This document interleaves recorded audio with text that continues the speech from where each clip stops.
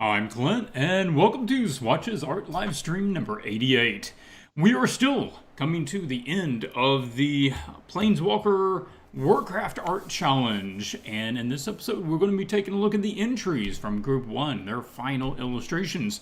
I'm again joined by Anna. Welcome, Anna. Hey everyone! Okay, I think, yep, I just moved my mouse, but still reaching over for it. Okay, just double checking the sound. How's the sound to you guys out in stream?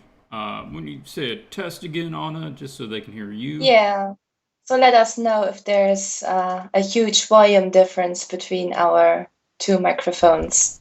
Yeah. Okay, let's go. All good. Cool. I'm not getting flags here, so we will move on. First thing we're going to do, as usual, is just run through some announcements. What's going on here with the Swatches channel, with the community, and then we will jump into the actual reviewing of the artwork. This will give everybody a minute or two to join in live that wants to join in live. And if you have a comment that you want to put to me, make sure that you say Swatches in your comment. It will flag that in orange for me, and I will try to address that. Otherwise, I won't be reading all of the comments during the live stream. Now, Anna's also keeping an eye on the live chat. So if you do have questions, she will be trying to look at that and make sure that they can be passed along during the stream. Okay, Yes. so I didn't properly renumber those. I see I have 2 5s now. Anyway, the Swatches Discord. If you haven't been around in a while, or if you're new, Swatches Discord is up and going. A lot of people out there all the time posting stuff, getting feedback, sharing resources.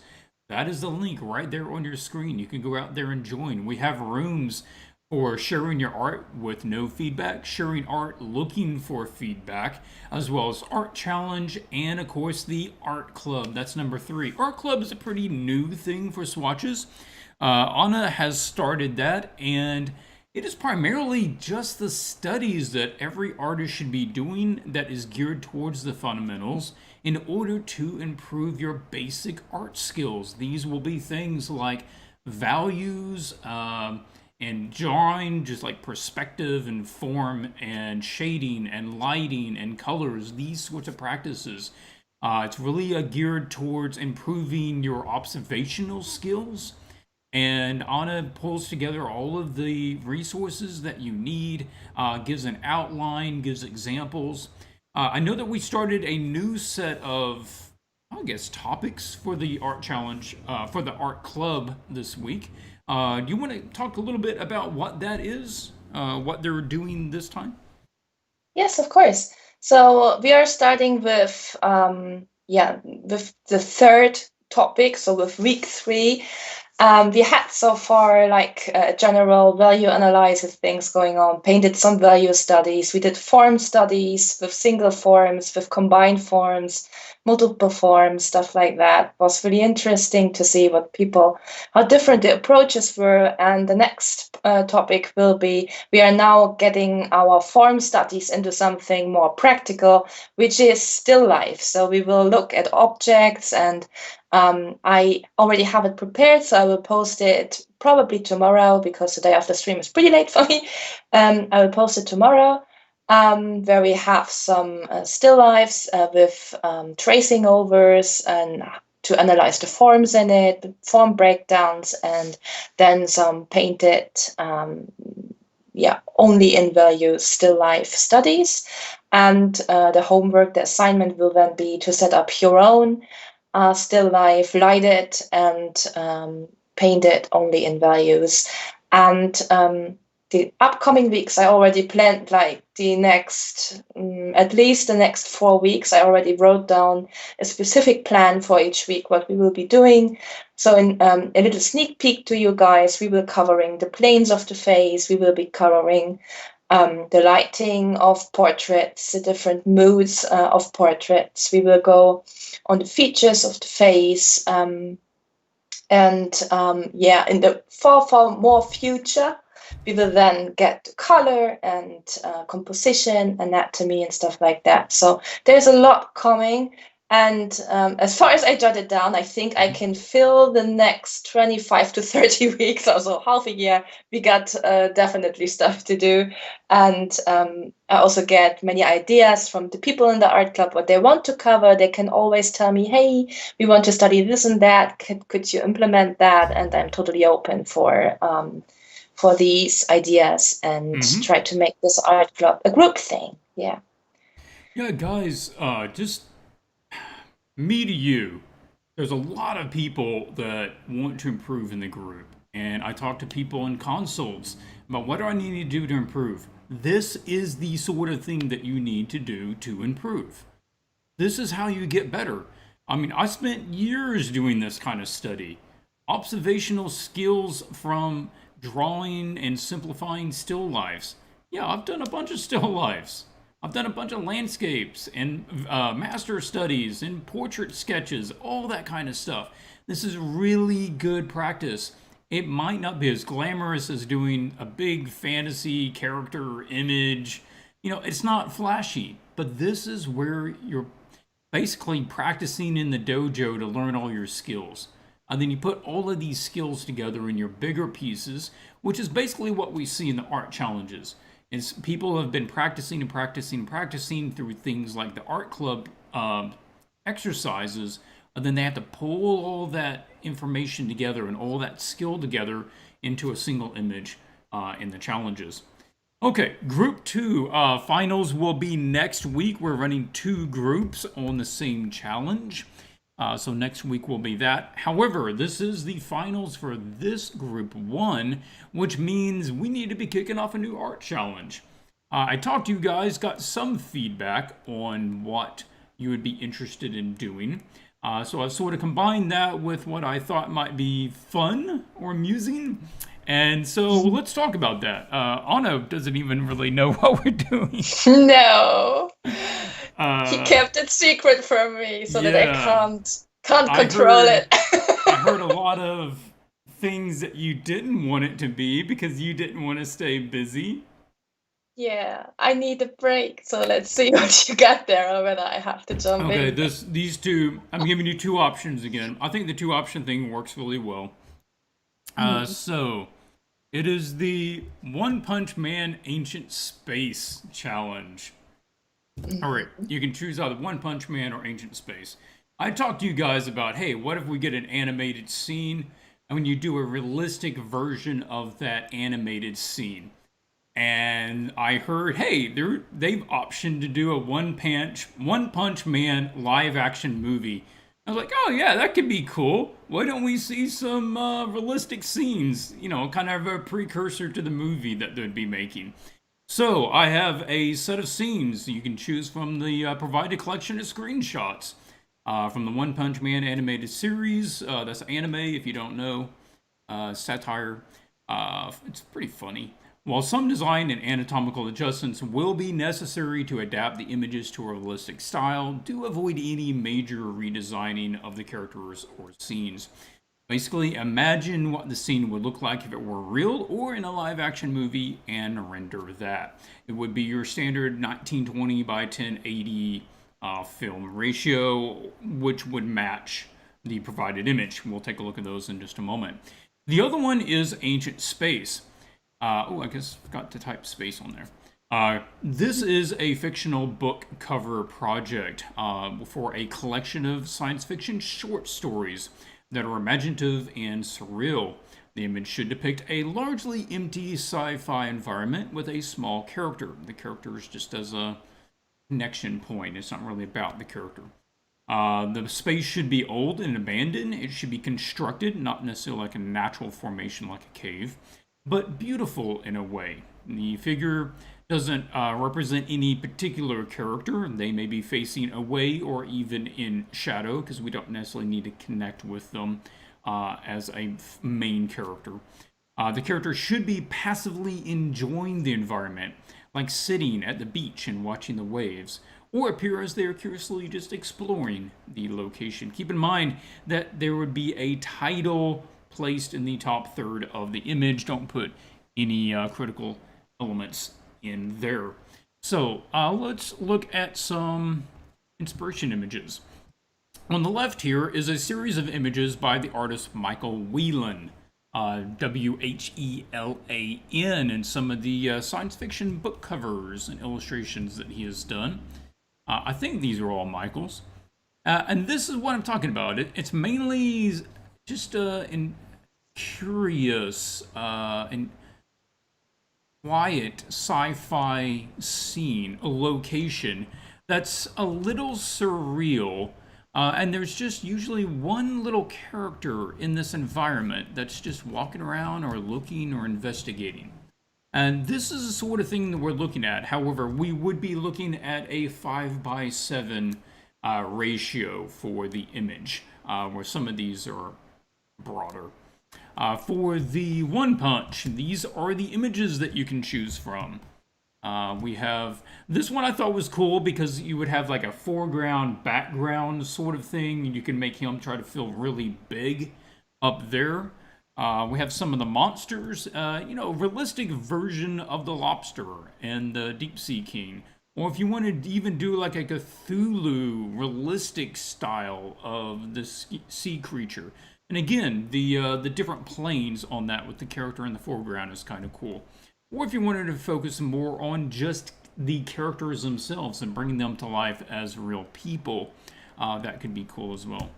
All right, what is your thoughts on that? I haven't even told you any about that, Anna. No, you kept it secret from me. I have a question on the One Punch Man one. So do we have like the Sailor Moon one really have to paint exactly that scene or use these characters that are in the scene? So No, you're doing that scene. that scene exactly, okay. Yeah, well, you I want to stay pretty close. No yeah. major changes to it.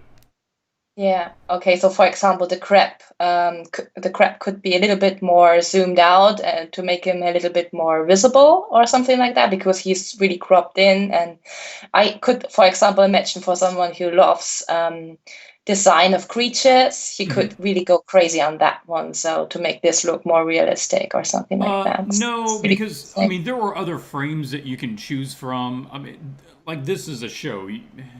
Yeah. They show them in different sizes. But yeah, it's Yeah. not about redesigning the whole character. This one is primarily about your rendering skills. I'm Okay. giving Yeah. you the topic. How well can you render this realistically?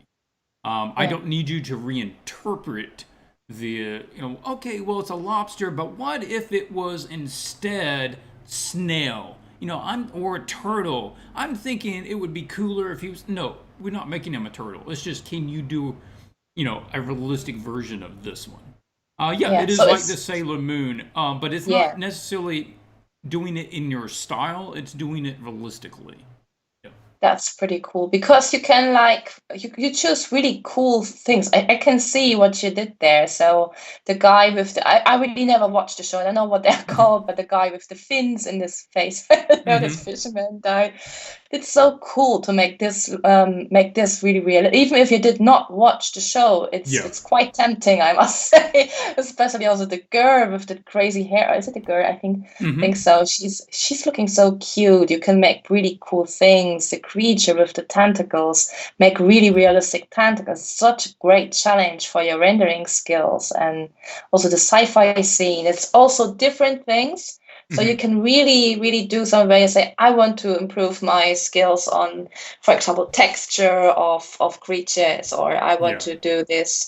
Yeah, it's pretty cool. Or the facial expression. I want to not only have my characters all have the same facial expression, then go for the guy on the left. So it's pretty cool to push your skills there. So it's a really cool challenge. I like that. And the other one is also like a book cover, as far as I Yes. understood now, right? So the framing of these are pretty different. So some are more horizontal. Hmm. So what should people go then for here? Do you have a template for that, or? Yeah, I will be providing a template for both of these. I've gotten the one done for the One Punch Man. They're all 10, 19, 20, 10, 80 ratio.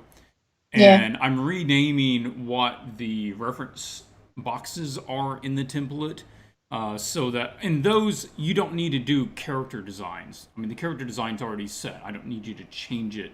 unless you're just making small changes. Okay, well, I'm going to add extra folds here, and I'm going to add, little color variation, that sort of thing.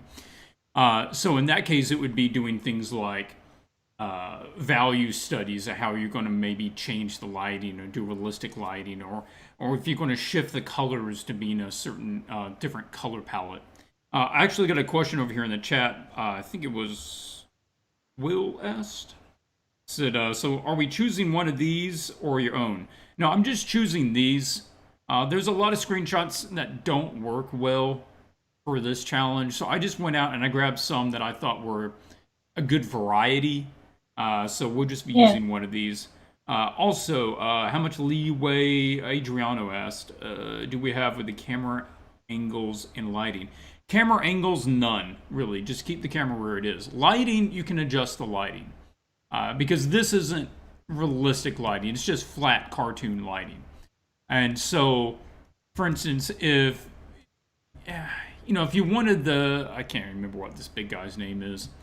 He wasn't around for very long. If you want to backlight him so that he's more silhouetted and then Saitama is in full light, like that would be cool. You could make that difference. Or if you wanted like an underlight on the Deep Sea King in order to make him look more nefarious, that would be understandable as well. And it's kind of like if you were actually the director and this character was on set, how would you light it? In which case, if it were real, you would light it differently. You wouldn't just use a flat lighting like you would on a cartoon. So, yeah. But don't change the camera angle very much. That's not what we're really looking for. And you've got like Tornado, Terrible Tornado, the Psychic, and so you could do some sort of cool green psychic glow, going off around her because she's flying with her psychic powers and stuff. Pretty cool. But there should be, again, 2 groups doing this. Quick explanation, if you're not aware, there will be 12 tickets available that will go up tomorrow, 6 in the morning and 6 at night, my time. And you can purchase a ticket in order to get feedback during a live stream. Now, these files and the outline will both be available for anyone to download and practice on your own without feedback from us during the live streams. And you are also welcome to post any of your progress in the Discord or in the Facebook group in order to get feedback and peer feedback from the rest of the community. So those will be an option. Okay, if you guys do have more questions on the art challenge throughout the stream, feel free to put them in the chat and we'll try to address those. But otherwise, we need to keep moving on. Okay, I'm running on one video consult with me. You can go out to art-mentor.com. That is available. I opened up some more dates further into July. So if you haven't checked in a bit, you should have some more dates available.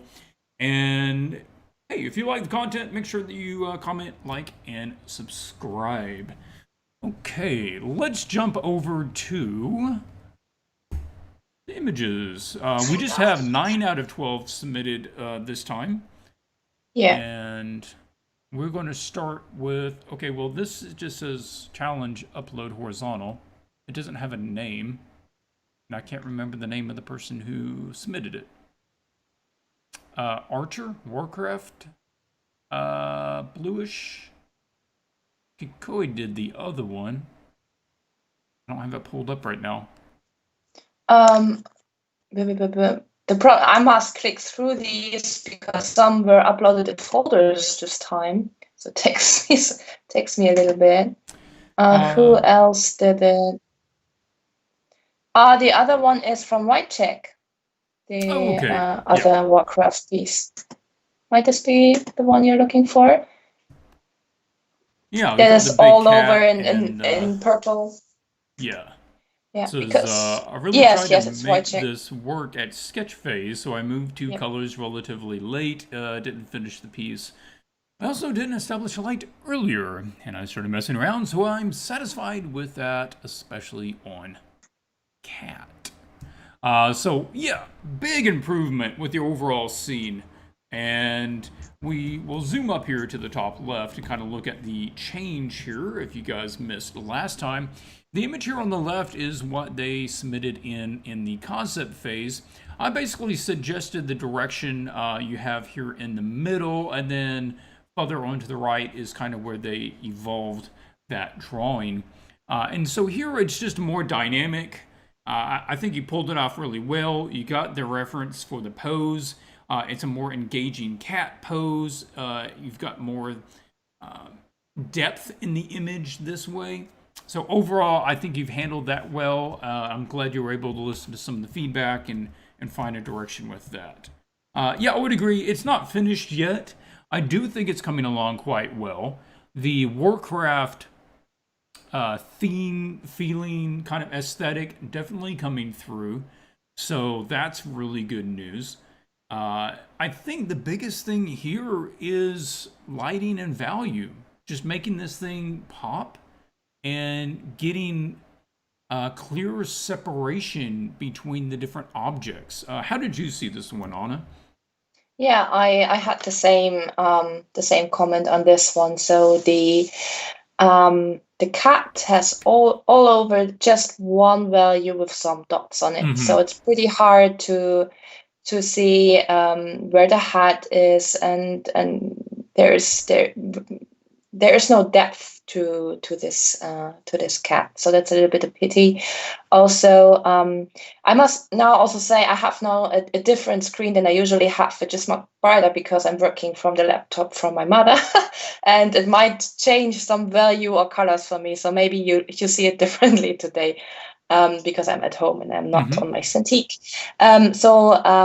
For me, the colors, the values are pretty much everywhere all the same. So it would be good to have, especially the cat, give it more form, and maybe have a stronger front light on her. It doesn't have to be all over her, but maybe at least her upper body or something lit from below or in any direction, so that she stands out more, that we really, even when we zoom out far, that we can still make out her pose and just see her directly very well. The second thing was I am not so sure whether we could maybe a little bit put her down because her hand is super close to the upper edge. Yes. It is in a place where I say, good work, but I just prefer to have it a little bit lower. And another little nitpicky thing is about her clothes and armor. So her piece that is around her hips is super sharp and super, super hard. Looking very hard because it has no... I don't know. Is it like cloth hanging down, or is it stiff? Or that makes me a little bit wonder.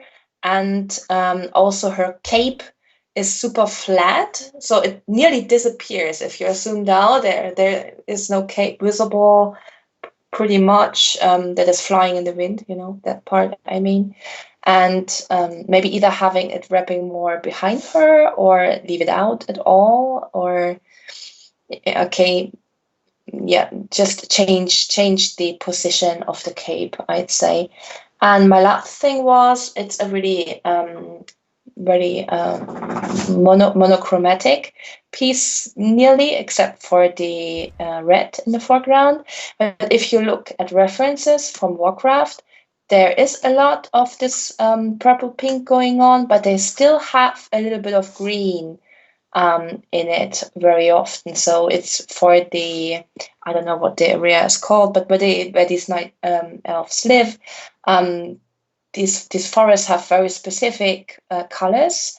So I put back in some more greenish tints here and there, especially maybe in the plants in the foreground, but this might be something subjective. I just get more Warcraft feeling if I have exactly the Warcraft colors, because they're so specific for the game. And you would just see the colors in really tiny cards. You could have this in a really tiny card and you see, yes, this is Warcraft, just because of the colors. So these were my ideas for White Check here. Yeah, I was trying to put in some of that I did basically adding some lights in around the scene, certainly to brighten up Kitty and suggest more clear forms with the cat, and also using that in order to help separate her from the form of the cat as well, and expanding out the colors there in the scene. Like, if you want the leaves to be this reddish sort of violet color, and then that's fine. But we really want to make it very reddish and violet. More so than it would even be realistically that way, because it is Warcraft and you're going to push the colors a little more. But I think that could really work in this case, and it would expand out the palette a bit. In this case, I think I would actually keep the face shadowed some in order to keep the eyes glowing. Because I think we have too much light actually hitting that face for it being back under there. And that's okay, because we can let the eyes glow and show up. And that's okay. Yeah, I'm with you on the fabric. It just seems really stiff right now. And so we might want to change the way that it's kind of hanging. If we need to change the size of it or the way that it's bending, that's okay too. But we want to make sure that it's reading as cloth and not necessarily as, I don't know, something much stiffer and more like leather, perhaps. So I'd be kind of going that direction. And yeah, one of the first things I actually did was I did a smaller crop of it. And here, I'll flip it on and off, and you can kind of see. I think that if you just scaled it down, what is it? Is it even 10%? Kind of down to the left corner. It just breathes a little bit easier. You feel like you have enough room for her to shoot that arrow. Otherwise, that arrow tip is right there next to the edge of the frame. So very fast, small change to do digitally. But it's one that should be done. Yeah, than just using these other lights in order to help pull stuff out and expand that palette. I think it'd be a really lovely piece, and yeah, that's my main things from it. I'm trying to think if there's anything else. Yeah, because actually the lighting on your initial one was, I thought, actually pretty close, or even this one above it. It's pretty close if you can brighten it up a bit more like that. If somebody's spamming stuff, you can just kick them. I'm not interested in people spamming.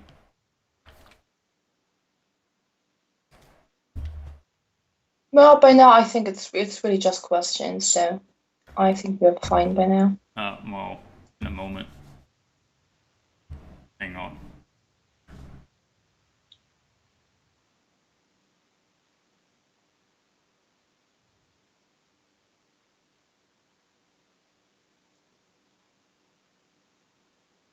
He didn't show up. His messages didn't show up for me. Don't know why. Yeah, but I'm tired of it spamming my channel in my chat.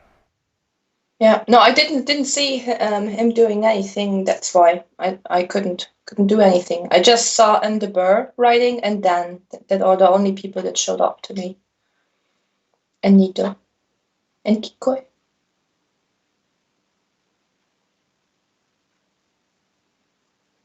Yeah. Okay. Okay. So, that's going to be it for this one. I think it's pretty straightforward. It's more the fact that you just didn't get the image finished. But as you go to finish it, that's the things that I would say keep in mind. Next up is David Dorion. Dorion? David. We'll go with David. David next? Okay. It says, hello, Clint and Anna. When I switched from the pose I had before to the full body, it looked really boring. So I changed up the pose completely. I had issues with the dark background and lighter foreground. I have no experience doing a landscape that way. I obviously need to do some clothing studies. Well, David, we all need to do clothing studies. And it does make a difference. And that is definitely one of the things that I would say that this piece could use. But Actually, Anna, why don't you start? You've had a chance to look at this one. You have some thoughts. Yes, of course. So David, I think it's a good readability, even if you make it really small. It has an interesting background because it's something different than we usually see around this, and he's very well understandable as a monk. So these were my first things. What, of course, the clothes is the main point that I would also criticize here. It's not that you have to learn how to paint clothes in general, it's you have to use references and Yes. stick closer to them. So we are not expecting you to paint clothes correctly out of your head and make them up. You just grab some clothes, rub them into your painting, and paint over it if you need to. So, or you really, really closely copy them and edit some edges where it's not covering, and make these little edges up yourself. You can really use what's out there. You can go to Google clove in the wind or stuff like that. Yep. Or there's clove in the wind simulators I saw already. Or you grab the scarf of your girlfriend, go outside, put it on a branch, let it flow, and take some pictures or video or anything like that. You just need to get reference somehow, and that's how also I, as far as I know from your tutorials and breakdowns, Clint, is how you do it yourself. You use reference. Yep. Still, isn't it? Or do you make up all the clothes? Some parts probably you make up. But well, yeah, the idea is that you sketch it in to establish the general shape and where you kind of want it. And then you go find that reference that most matches that direction that you've already established. Yeah. You see, even our professional Clint does it. So you're fine. You can do that too. We are all allowed to use reference.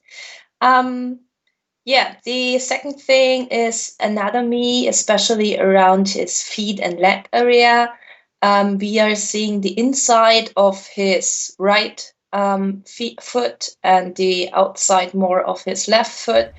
I can guess so because of the sides of the boots that he painted there, and it looks a little bit like he would trip over his foot, or I don't know how to say that. If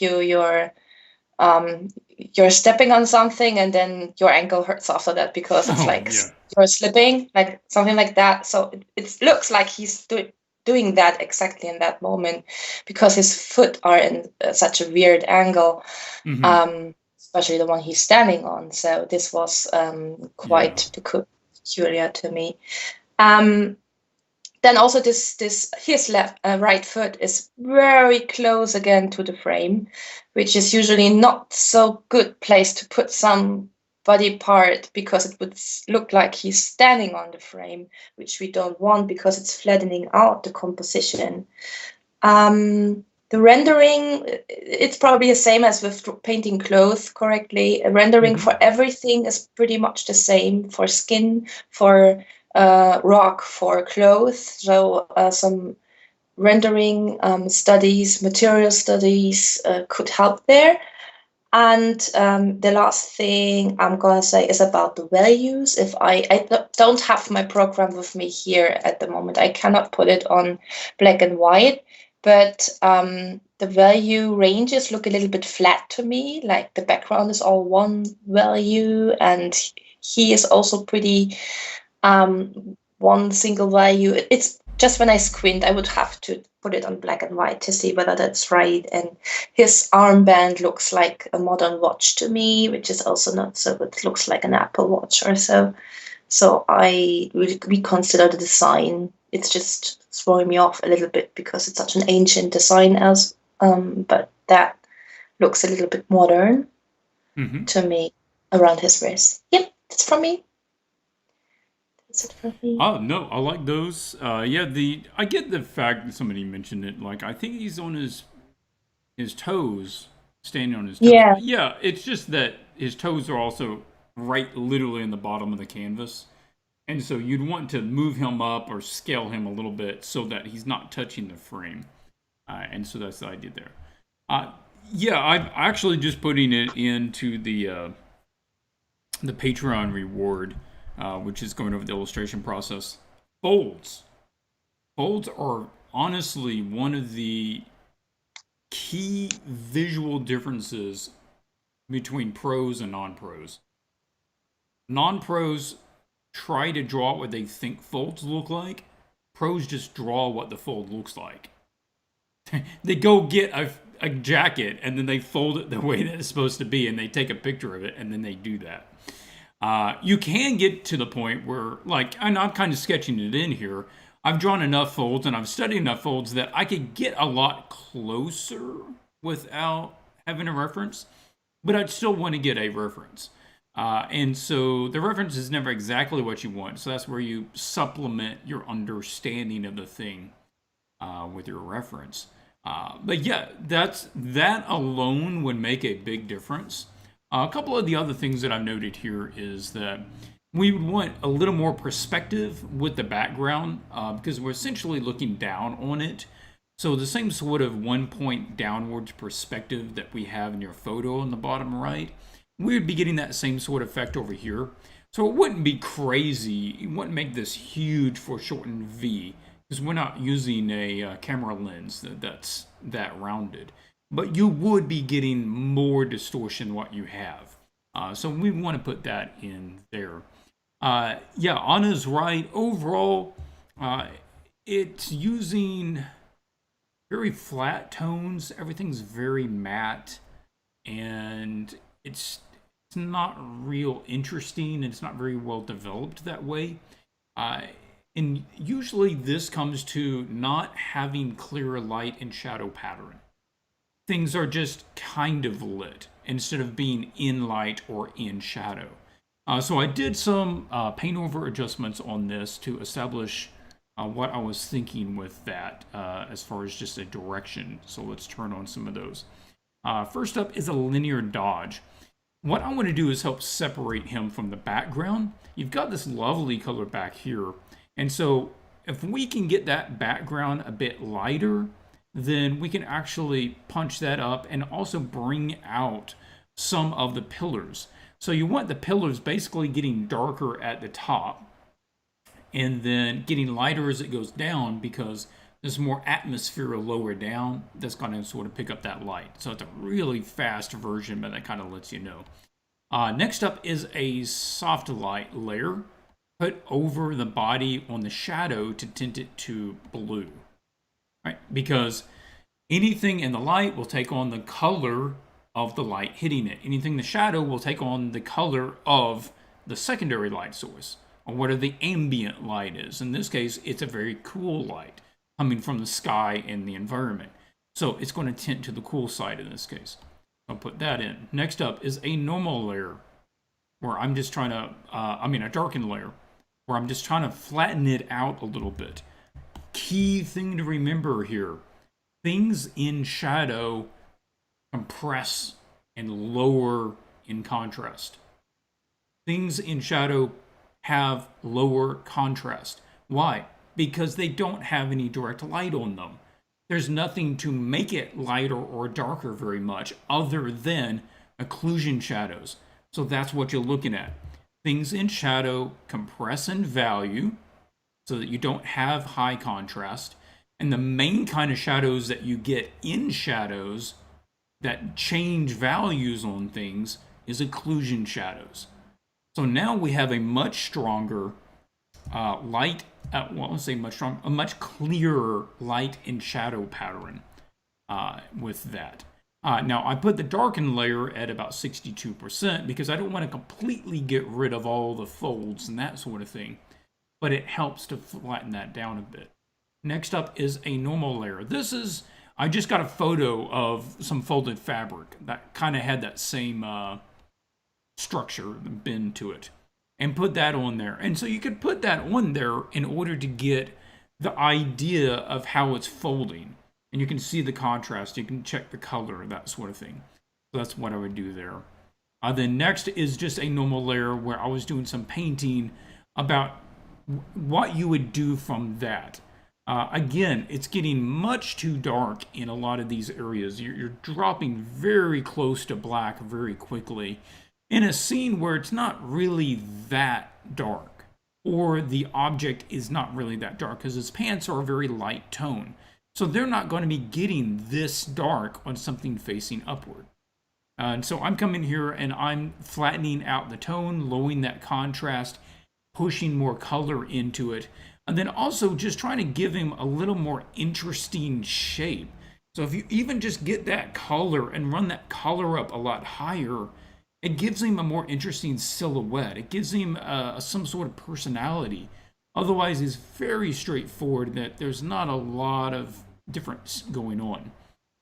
Any upward facing planes like you have on the fabric right down here is going to be taking on more color of the sky, which is that bluish tone. So that's the extent of what I was thinking on there.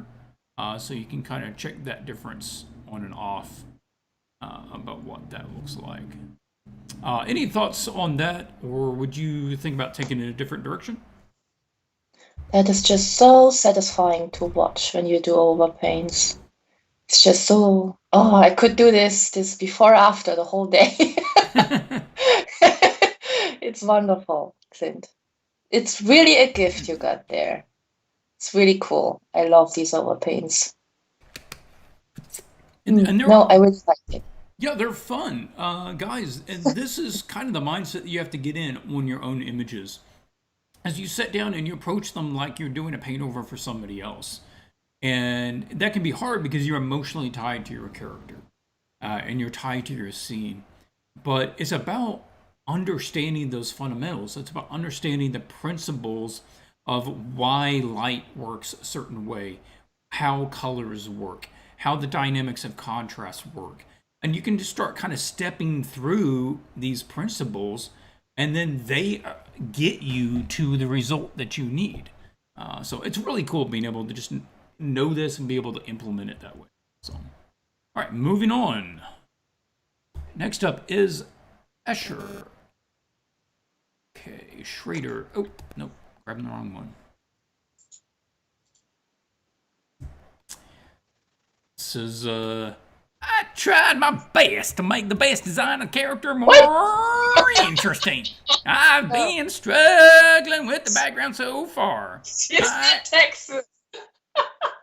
And then they just ended with an I, which of course is profound, but a little lacking in the specificity. Okay. No, Esther, I'm sorry. Sorry for Clint. You would never talk that way, I know. Oh, we have Esther in the chat. That's exactly what I sound like. It's incredible. You are so good at that, Clint. Well, that's amazing. Thank you so much. Where do you read that? I don't have Esther in my chat. Accidentally uploaded the old version. Okay. Yeah, we've all uploaded the wrong file at some point. I've been struggling with the background, how much detail to put in, and how to make the sky look stormy. Okay, yeah, we can talk about that. I do kind of like the environment that you have, that essentially he's down in this ravine, valley, and you got the temples up there around the top of the gorge, yeah, ravine. And so that's pretty cool. And there's some stuff that I like about the character design itself, particularly some of the fine gold lines on those side pieces are kind of cool. And just overall, I like some of that stuff. The shaved hair on the side and giving the long hair, but through just the middle mohawk area, that's a small thing, but that's good. The golden eyes, I like that. I do have some thoughts, but I want Anna to be able to jump in here. What were some of your thoughts? Yeah, so Esther, I also really like this beautiful rendering. This background is, even though it's not like completely worked out in like really really fine brushes, it is super readable and has beautiful really subtle color variations in it. And I like that painterly style of yours really much. And I also like the design and how well the gold white reads in your painting. There are some paintings where it's was not achieved that well, so pretty happy about that great color you have on this character. And yeah, so for my critique here, the very first thing that hit me in this painting was the gesture of his ethereal hand. Because I had to look at it first on mobile because I'm not at home. And when you have it really tiny, it actually reads a little bit like he's putting out his middle finger. Oh, okay, yeah. And that might be a little bit problematic because we are painting for really small cards here. So maybe having the hand a little bit more different would help that pretty much. Also, his hat and some proportion, his hat feels a bit large, or maybe it's somewhere else where the proportions are not completely on point. So his hat is so large and his feet are so small, and I don't know which of these we should scale up or scale down. I would have to measure it. I can't do this today because I'm not at home. Maybe it's also just the angle, and I'm completely wrong with that. Yeah, I would push even further with the shadow and the light area because it's not quite clear what light and shadow pattern we have on him because his chest seems not to receive any light as far as I can tell. But he has a very strong light on his face from like a backlighting or a side light. I would have some more very decided or a very good edge work between shadow and light to make things more clear on what kind of lights do we see in this piece. Yeah. I would push that further. And another thing, his hair is flying super strongly. There must be much wind to have such a big, So, but his clothes don't move at all. And that was kind of odd to me because I'd expect also the clothes to move around in the air if the hair was being pulled back as strongly as his hair is in this piece. So I'd rather either have the hair hanging down or the clothes also going a little bit in the wind or flying in the wind. Yeah, and some more ref for some part of the clothes, how the folds are shaping. I think the trousers there were some refs going on, but around his chest it looks a little bit, it could receive some more love, I'd put it like that. There could be a little bit more work because it's the main part we will see on the card. So a really nice,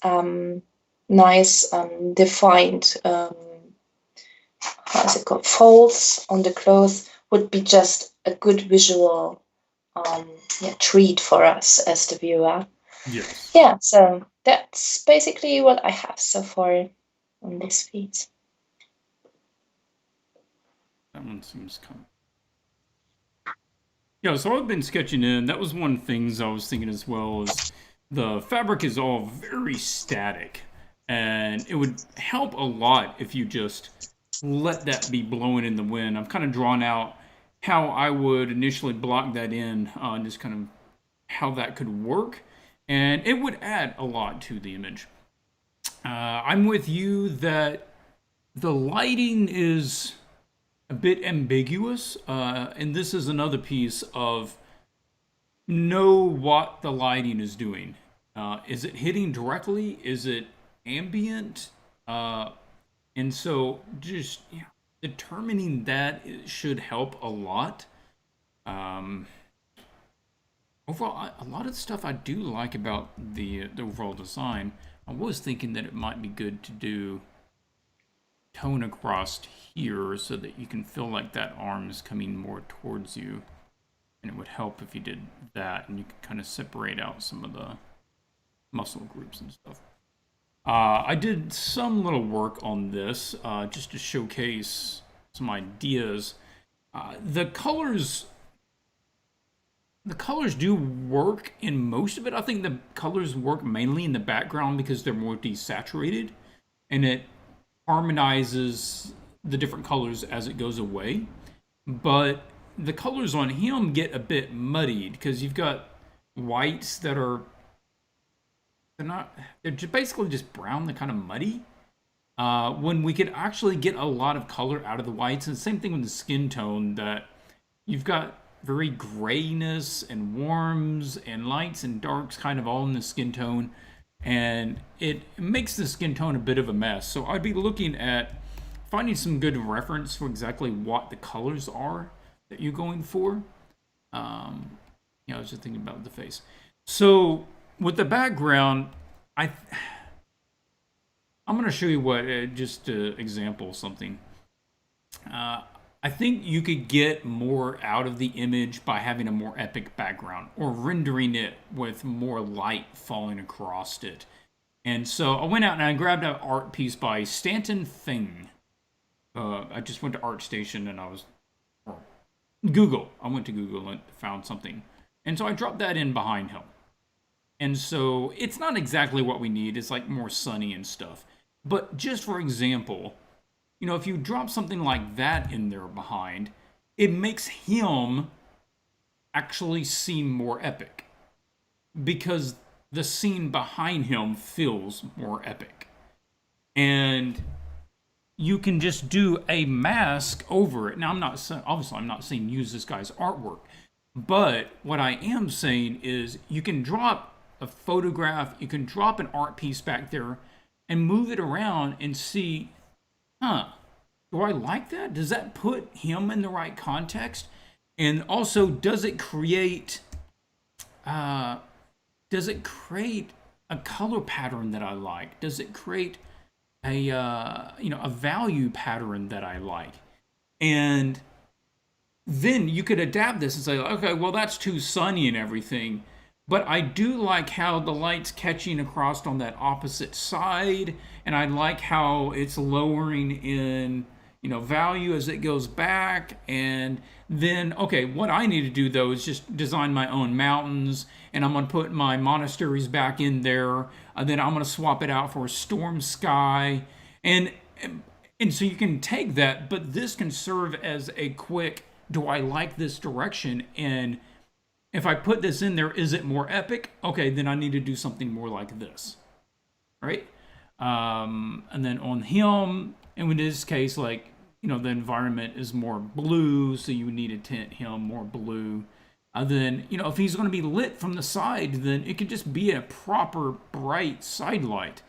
And not this, it's kind of lit a little bit. No, yeah, I mean, you can light it. And so, brighten that up.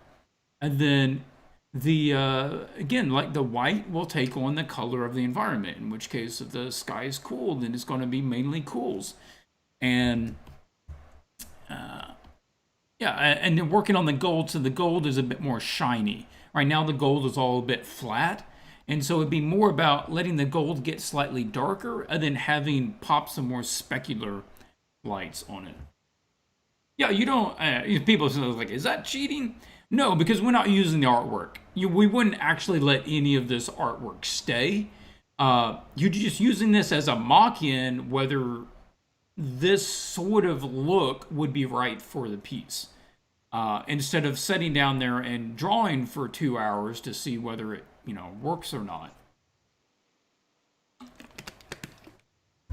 Or if you do have photos that you actually have license to, like you bought the photo pack, then you could just put the photo in there and just paint over the photo and turn it into what you want. Jonas DeRoe, illustrator for all kinds of stuff, big name in the industry, worked on a ton of things, and that's what he does. I mean, he takes his own photos and then he drops them into the background and then turns them into what he wants. Yeah. Okay. So just examining some techniques and stuff there. But I think you get a really cool kind of epic direction by maybe experimenting with that and getting some more of that brighter light and the motion of the fabrics. Design cinema videos.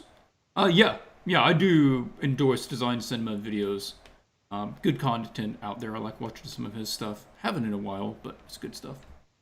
Okay, any thoughts before we wrap this one up, Anna? Yeah, I think I'll pack my things and go because my advice totally sucks against yours. You No, don't your need me, advice is Clint. good. You don't need me. This is too good. This is just, I don't know. I sit here for, I don't know, an hour looking at these things, jotting down my thoughts. And he's like, I'm putting something different in the background. It is like 200% better. Thank you. Thank you, Clint.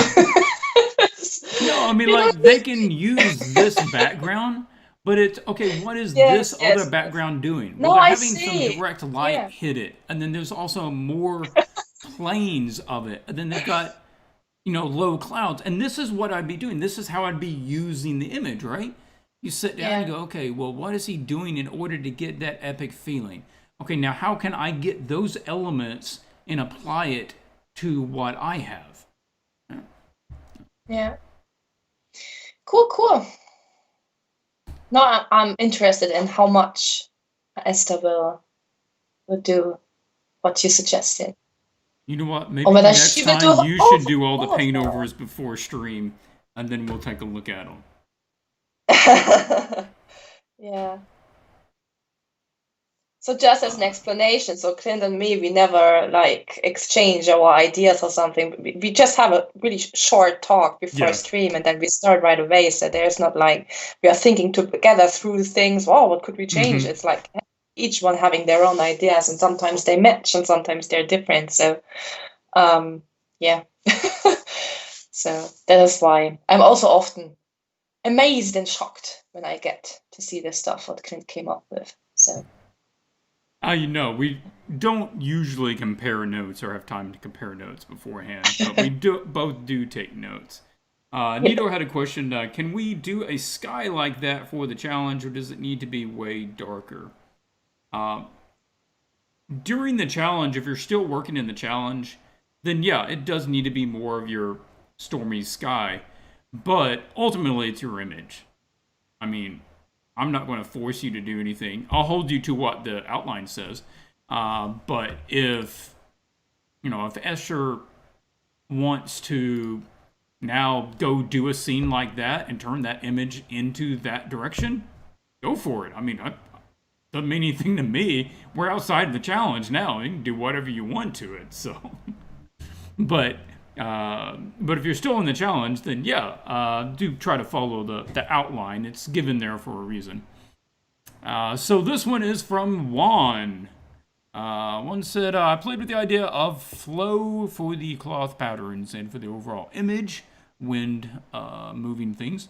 The idea you gave me of the tree really inspired me. Okay, cool. Yeah, I'm glad.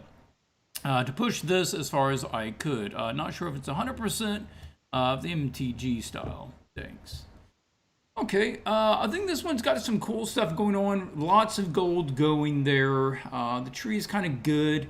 I do like that you gave more of kind of an S curve to the tree.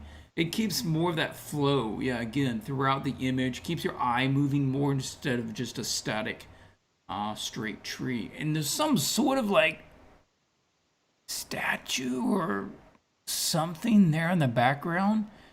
And I'm really curious what it is, but I can't quite make it out. It's almost like a dragon Yeah, skeleton something or something. dragonous. Yeah. Yeah.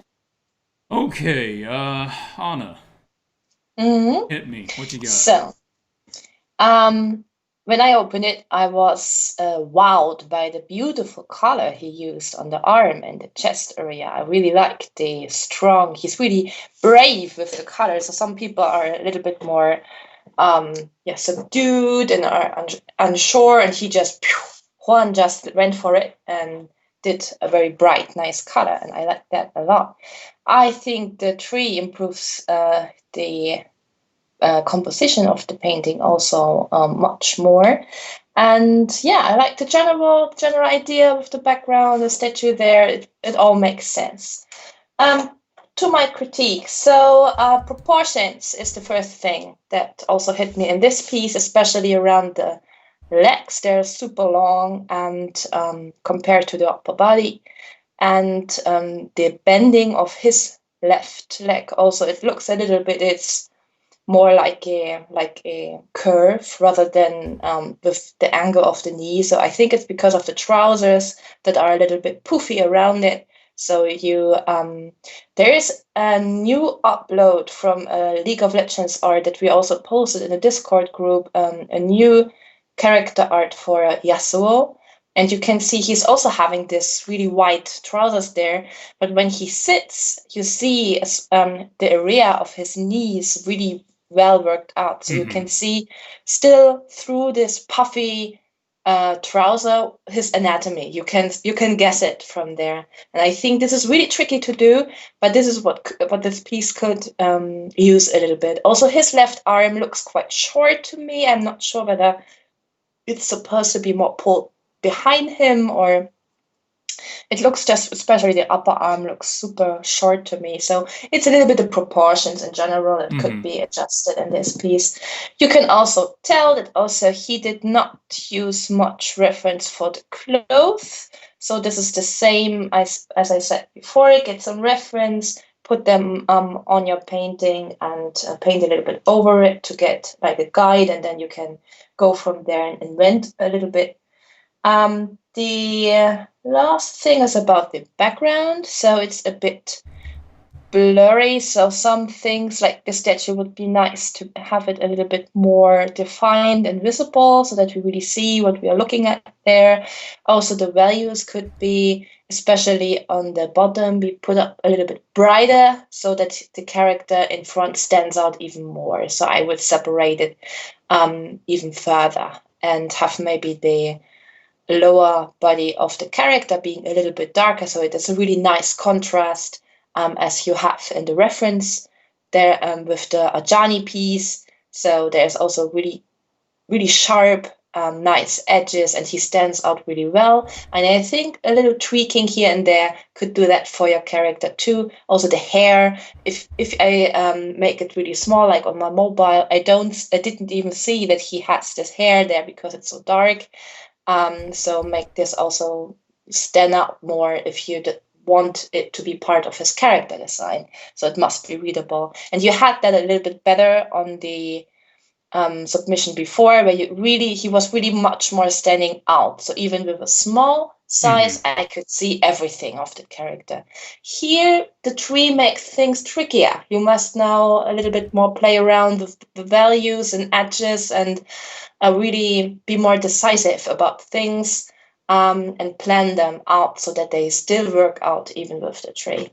Yeah, that's it from me. So I'm looking forward to what you did there, Clint. Yeah, a lot of it comes to those values for that small read, and for magic cards, that is, as I've said before, very important because cards are printed quite small. And then if you're browsing for a card on a website, again, it's probably going to be a little icon, and you need that small read.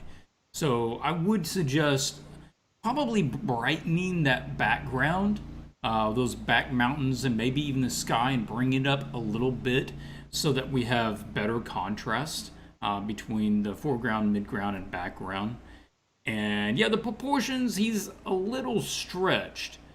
He might meet pretty close to what your figure is over there, but you've changed the perspective of the figure because we're now even with or looking down slightly on this guy, but in your 3D render over here, we're looking up at him.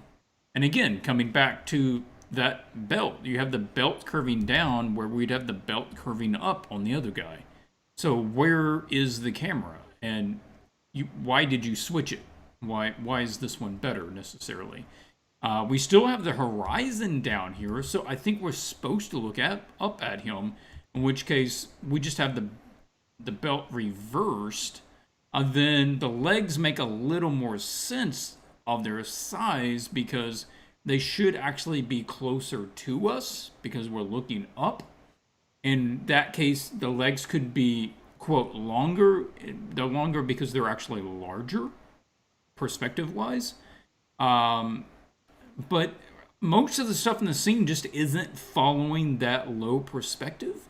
In which case, probably what Anna was saying, which is we just need to adjust his proportions to what the camera view is that you have now, which is just the normal eye level, kind of eye level with his chest.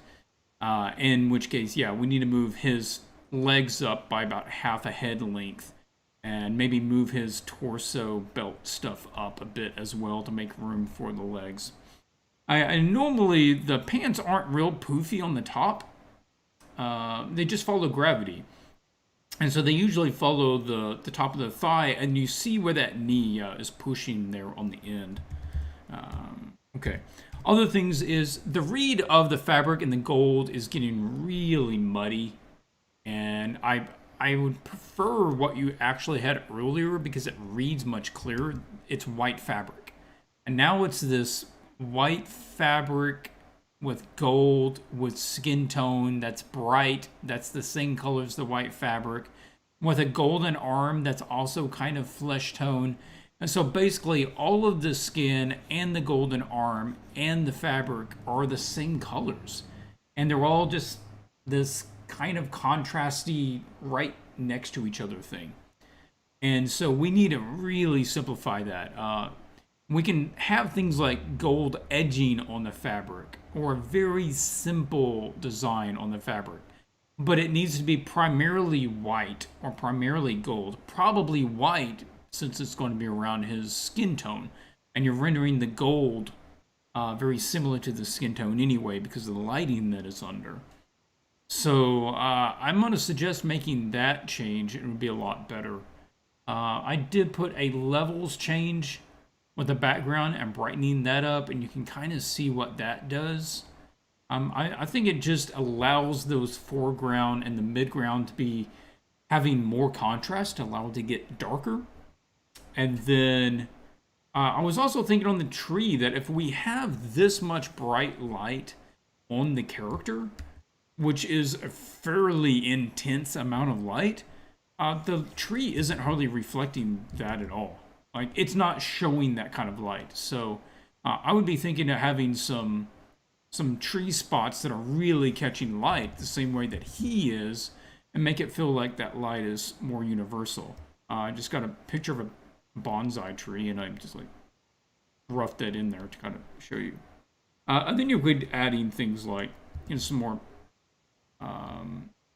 moss and stuff down on the ground, just to add some more color and interest down there.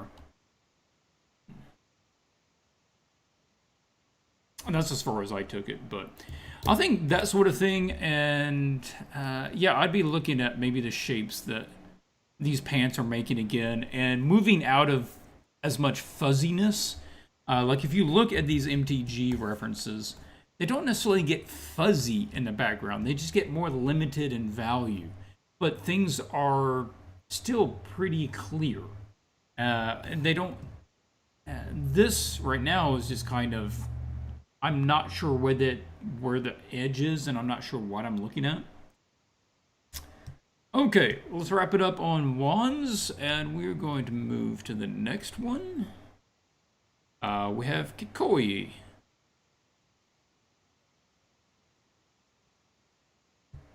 Okay, Anna, why don't you read this like Kakui would? What? How should I know? I never talked to her. You need to use your best Japanese. Japanese? I can translate it into Japanese, but I don't know whether I can read English with Japanese. I just read her like the nice person I imagine her to be. Oh, okay. Thank you so much. I think the background could use some work and maybe some more shadows and refinements on everything. Maybe some sprinkles and dust in the air. Kikoya art. Well, that's it. That's all. What are you waiting for? That was very inspiring. Yeah? Yeah. I don't know any English dialects. What are you expecting? I'm happy if I can, like, I don't know, take out the German dialect as far as possible while speaking English. So On this piece, I was thinking this this one might be like the biggest change from concept to final, like somebody just pushing through and working and working and working. I could look at this original image, the little character on the stag creature. It's very straightforward. It was like, yeah, okay. But then you get where they are now. And it's so far advanced. And for you guys that have not been out in the community, of the Swatches community, in the Discord, on the Facebook, Kakui has been working their butt off trying to improve and constantly getting new references, constantly getting feedback, doing multi variations of stuff, putting in a lot of time and effort because they really want to get better and they want the piece to be as good as it can be.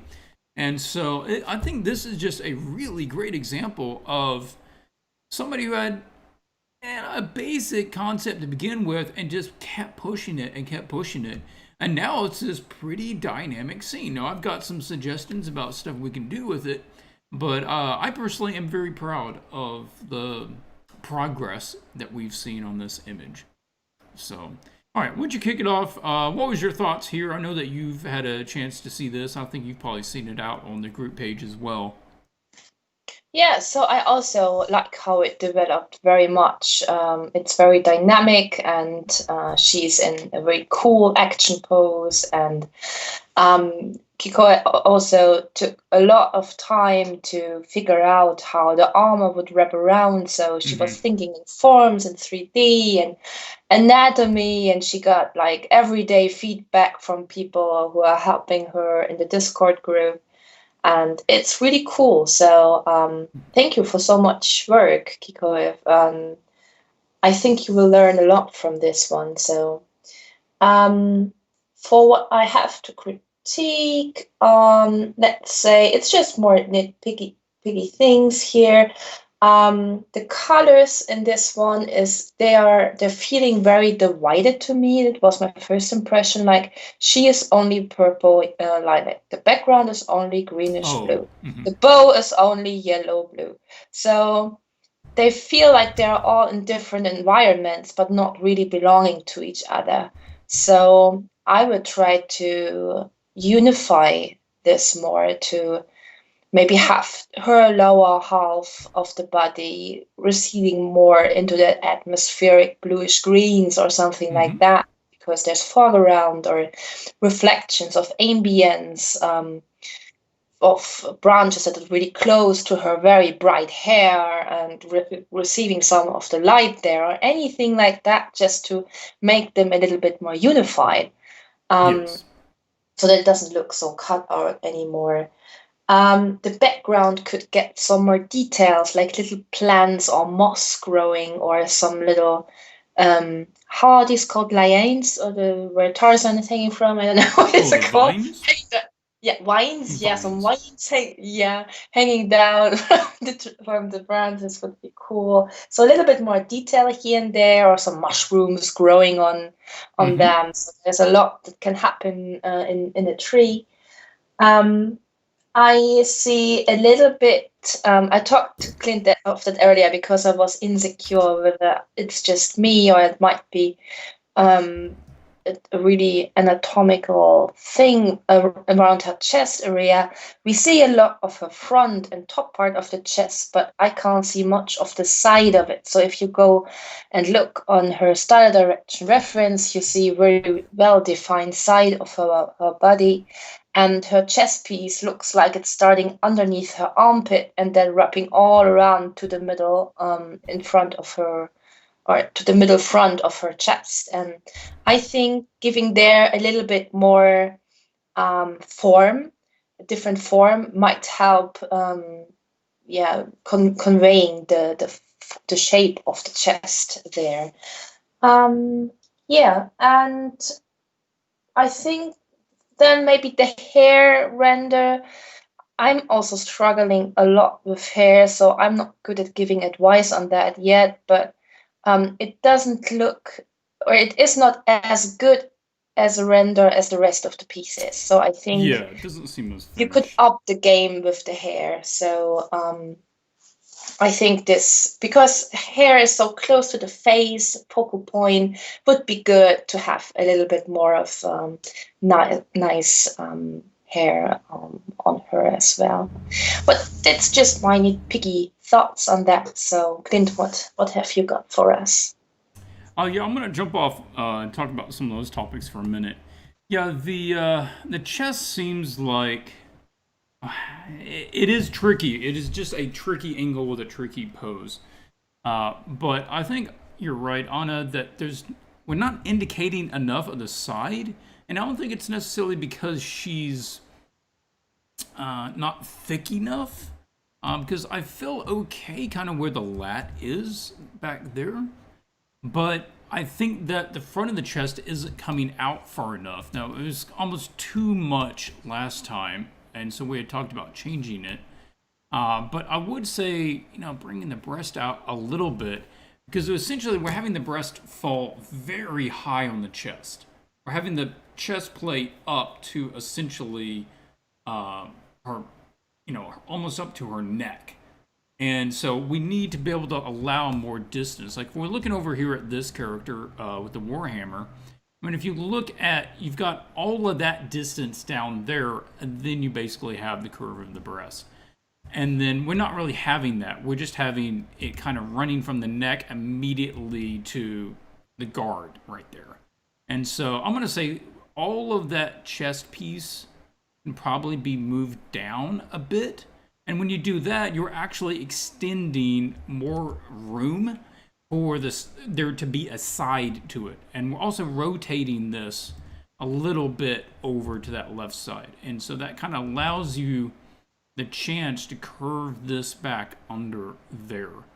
And yeah, most of that, we might adjust that torso right there a little bit. But I think that's going to get you a little closer with some of those forms there. And then there's some small stuff like on the face. I don't know if you had a proper face reference angle-wise. But I feel like these angles are probably off a little bit. That this nose, I don't think we're going to be seeing that much of the underside of the nose. Like we see the underside plane of the nose, and we're looking really heavy down on it.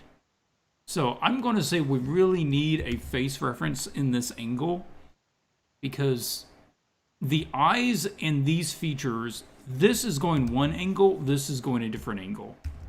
So if you were to put the nose in following the eyes, the nose is going to be more like this. And then the mouth is going to be here.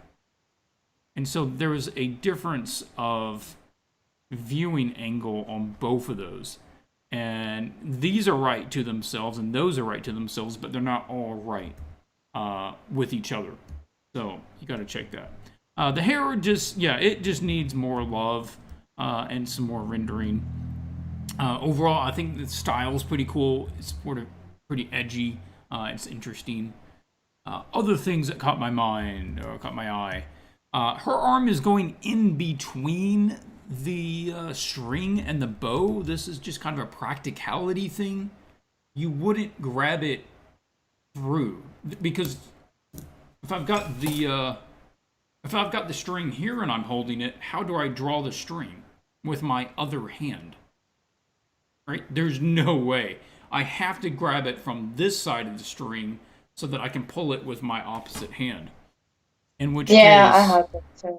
Yeah, this has to go below so that this arm can reach around and grab it. Right? So that all has to be somehow going underneath her arm. Right? Yeah. I've done that before too. And then it's also like, where do you put the arrow? I believe you put the arrow on the left side. So if I was holding this, the arrow is going to come across right here, not here. It's going to come across right there. I've illustrated before it was here, then I was actually looking at a Archer photo, and they have it set on that left side. So, things you learn. Yeah. We're getting too much foreshortening and perspective on that other end of that bow. Yeah, I There's had that too. I just wanted to say that. Yeah, it's just Yeah. it's getting too small too fast. And that's not a Mm. problem if everything else in the scene followed that same amount of foreshortening. But as it is, that other side is like 1/4 of the size of this side. And so it needs to be at least half. Like it needs to at least be coming out to somewhere around there. Just to balance that out a bit. Something like that. Okay, other things.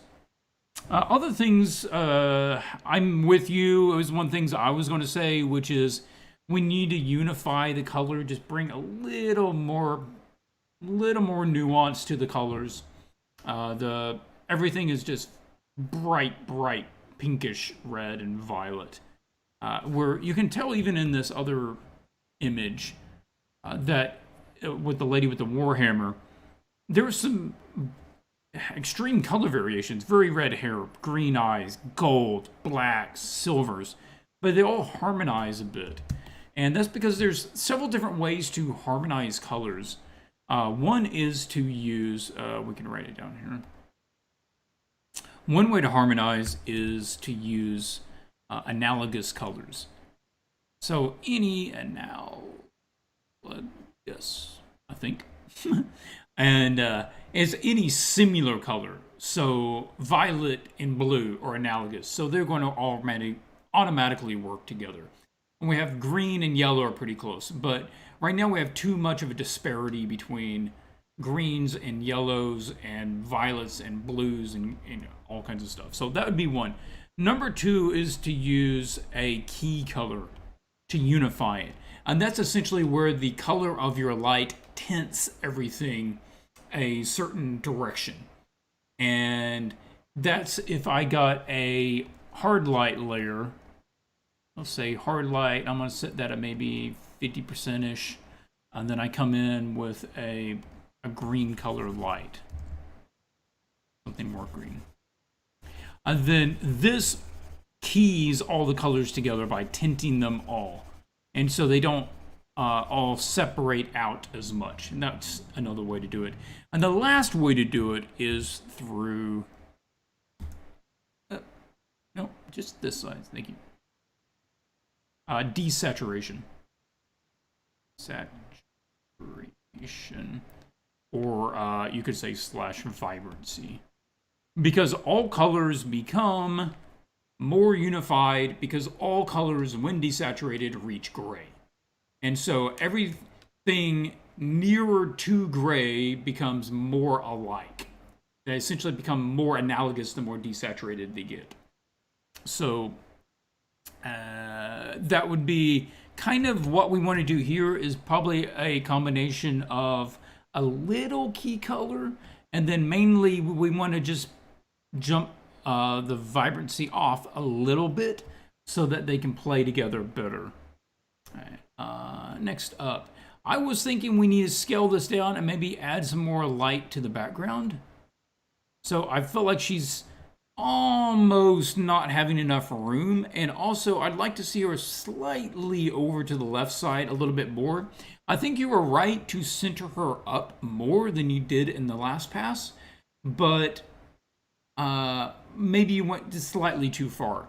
So I want to have a bit more room. And then I was playing with if we could get more of that magical Warcraft color. And I was looking at the colors here in your reference image and whether we used those. And also thinking about the light that's hitting her, again, very bright. Same thing as the last one, is hitting the character, but it's not necessarily hitting the tree or environment around them. So I'm also letting that light hit this area on the tree around her more, then let it drift off into shadow. So it's light here, but it's shadow there or dark there. And then using more color in order to develop that. And then I would just did a little glaze over the colors in order to tone them down a bit. So that's kind of the direction I would take with that. Any comments or questions from the chat on this, or any last observations? Yeah, I think there is no real question. So just Will also saying that he also tried to paint the pose for her and tried to fix it together with her, but it was such a hard angle to get, so he gave up. So I was a little bit shocked to read that. That Will had to give up on something on this planet. Yeah, it's a really, really hard angle, but that makes it even cooler. So it's really, really unique what you got there. Cool. Well, when Will doesn't power all the way up, his energy levels don't allow him to quite reach that high level all the time. So you have to make sure you plug him in for at least 8 hours every night.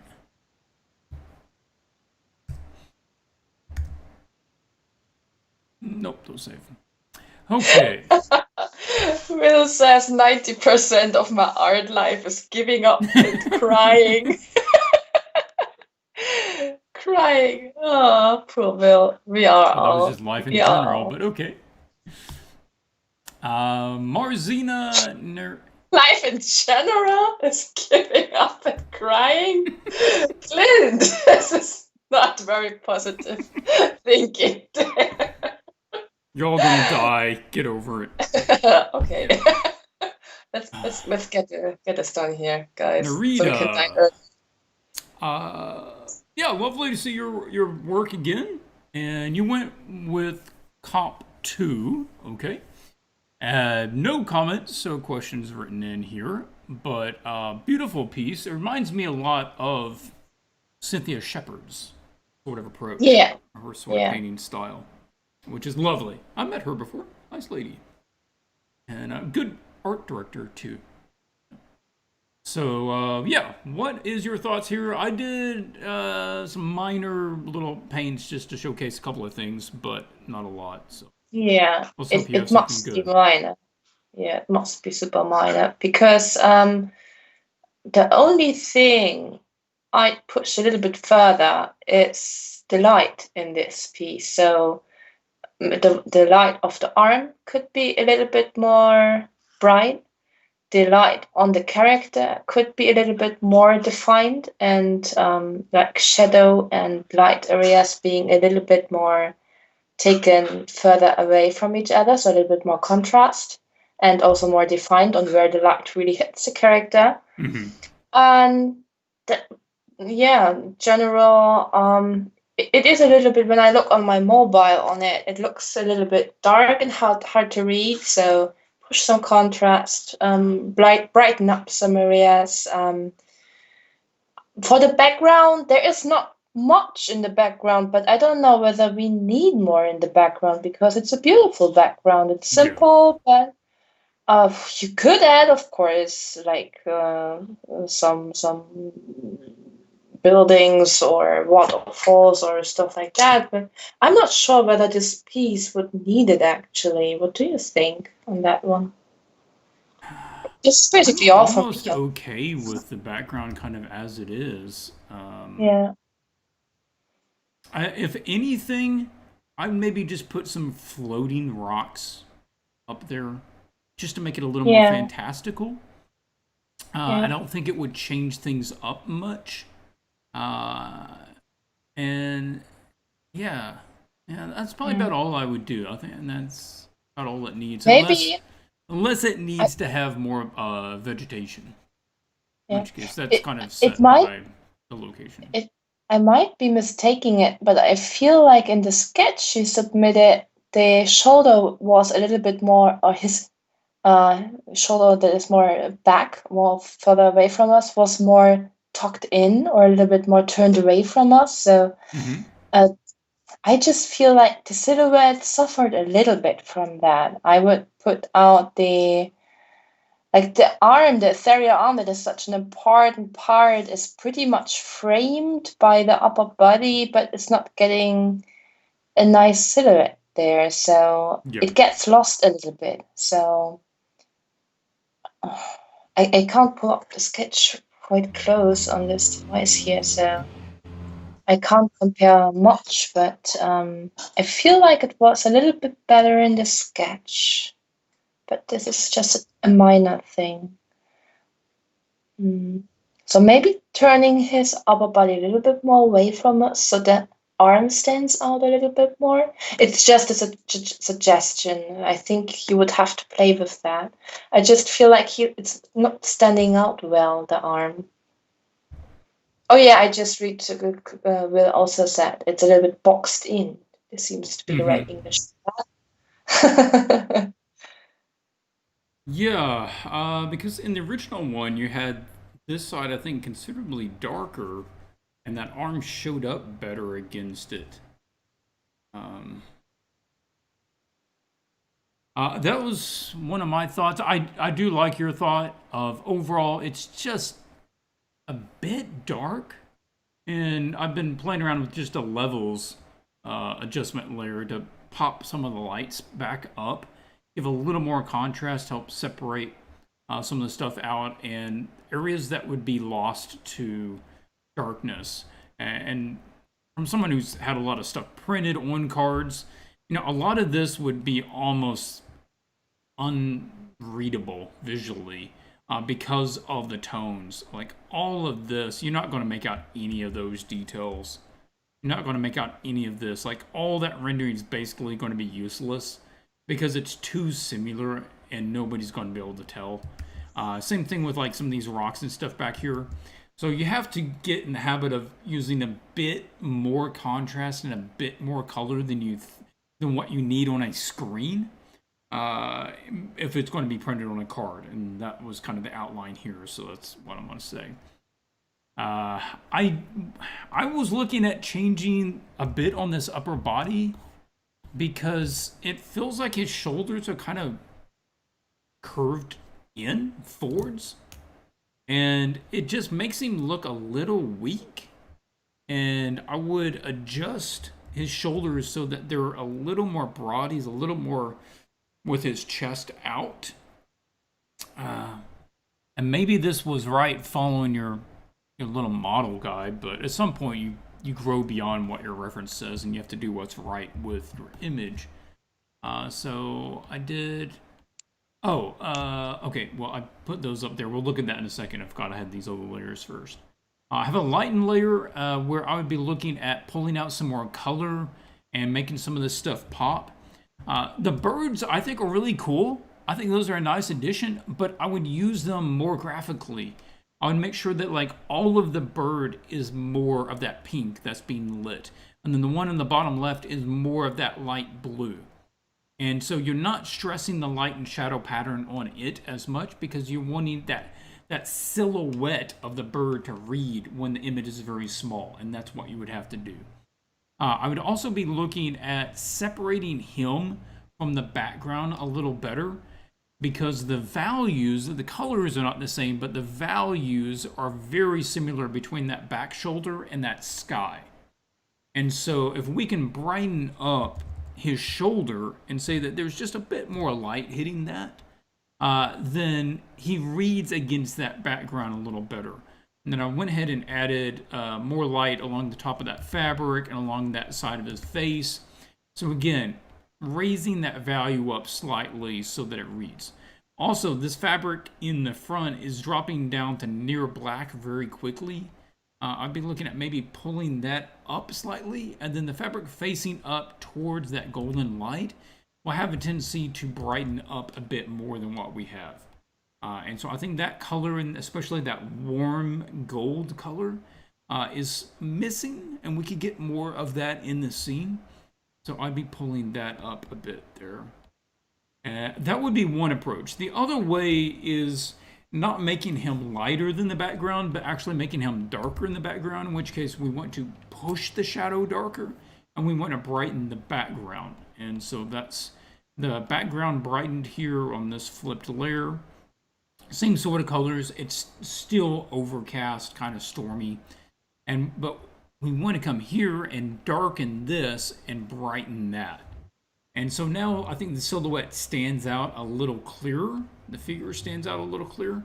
And you kind of have to choose which one you do. Which one's light, which one's dark. All right, and you got two different options there. The other thing is some anatomy adjustments here with this layer. So we have the shoulder here coming out on the left side. We got the shoulder on the right side going up a little bit. So we're stretching it up and spam calls. Okay.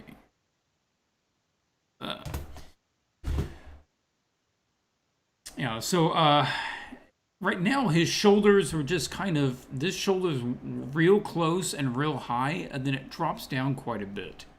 And we're not really getting the perspective where that seems to make sense. So I was just trying to balance that out so that he seems more centered and his shoulders were a bit broader, a little more heroic. We have the horizon way down here, but the belt again is basically flat when we should be getting more of an upward curve if we're looking up at that angle. So putting that on there. And then a little rework on the shapes and the folds of the pants, where it feels like they're really tight there around the knees and they're stretching. The overall folds are correct. It just doesn't seem like they're as loose as they should be.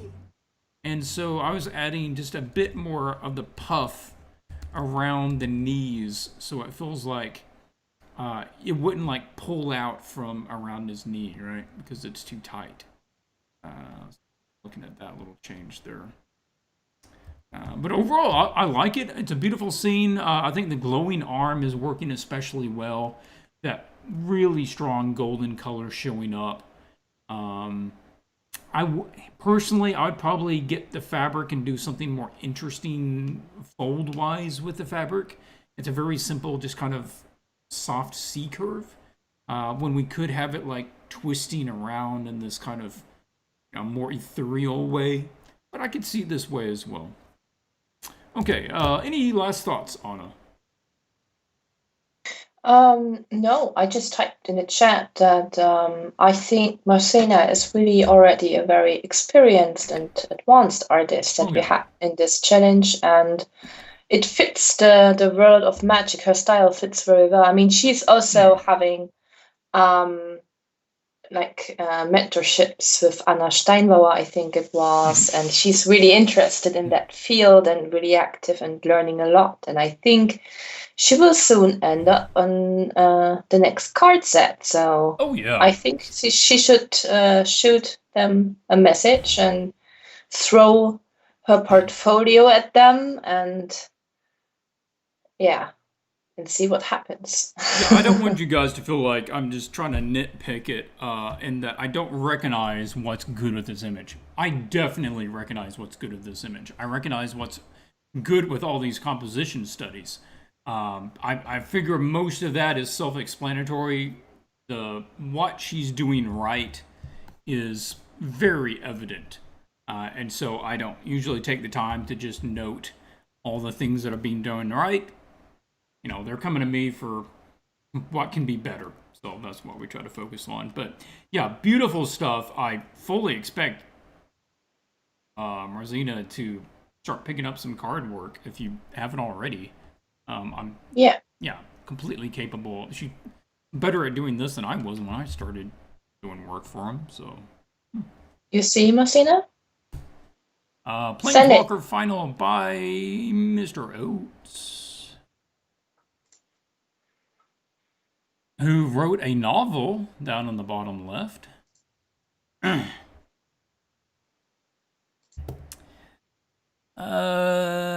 Need to continue working on it.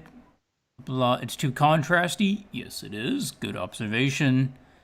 Struggled to get a solid reference of a glowing arm. Without someone with a glowing arm. Well, I'll tell you what. You can find references of glowing arms. People have illustrated this before. It has been in numerous movies. If you take 30 minutes, you can go find images of glowing appendages and how they have been successfully, realistically rendered in a variety of fantasy and science fiction movies, or other games or concept art. So there's a lot with League of Legends art. Yes. Like Lee Sin has ethereal body parts in some skins, and Katarina has one. Like where I don't know what's it called, but we see her from behind, and her hand and everything is just ethereal. So this might be a good reference for you to check. Yeah, if you're having trouble with it, there are resources out there. They might not be where you normally go look for resources, but they can be found. And he said, I'm aware of a certain photo bashed quality which comes from using pattern overlays and too many references with different lighting and styles that I copied to literally giving a Frankenstein look. Yep, I think that that's accurate, and a great way to not do that is not keep doing that same style. So if you recognize this happens because I do this, then stop doing that. I mean, I feel like you're kind of answering your own issues there. I use photo-based patterns and textures, and I keep getting this mix match thing. Well, don't do that. You won't. I hate to like make it overly simple, but have you tried just painting it? That usually resolves the issue. But this is where we are now, so we want to figure out where to go from this point. What was your observations here? I didn't do a lot of work on this one. I pulled up a couple little paint over things, but not a lot.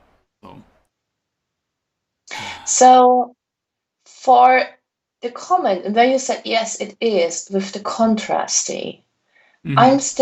I'm squinting right now, and I don't think the problem is the contrast in this piece. I think it's value and edge work actually in general. It's not a problem to have your character in the front having bright lights and dark shadows. That is what contrast is. I think there are two main things that could be improved here that really, really would push it like 100% is first, get rid of your line and work with edges, start working with edges. So this is all outlined. I can still see your sketch lines. And if you look to the left on the reference, there are no lines, there are just edges. And the second thing is the muddiness of especially the things that are supposed to be white or bright or yellow. It's also dark, and you haven't had that control yet between how to put nice, sharp light in contrast to good shadow shapes. The shadow is a little bit here, it's a little bit warping around there, but there are no clean and clear shadow shapes. And that is what making your painting so muddy and hard to read and busy, and there are many lines. And if you just take it as it is and start painting over with a normal layer, pick one color, decide which is your lit plane, which is your shadow plane. Really go for it and really not try something in between. Really decide, this is my light direction, this is where the light hits, and then push through. I think then the contrast is not the problem anymore. It's just that one can see that you're insecure in how to lit light forms. Yes. And because you lose readability, and then you think, oh, I put a line here, then people see what I meant with this shape, what it's supposed to be. Values and edges. And I think this piece it's really good base. There is good anatomy. I like the pose. I like the composition. He's having a good mimic of facial expression, I think. The shapes of the mountains are good. I think the base is there, but the fundamental of value, what we're working on in Art Club right now, is what you're missing in this piece. And it's not the contrast. That's the problem here. Yeah. Other than that, I would push maybe not the brightness, but the color for the intensity of the arm, of the ethereal part of the arm.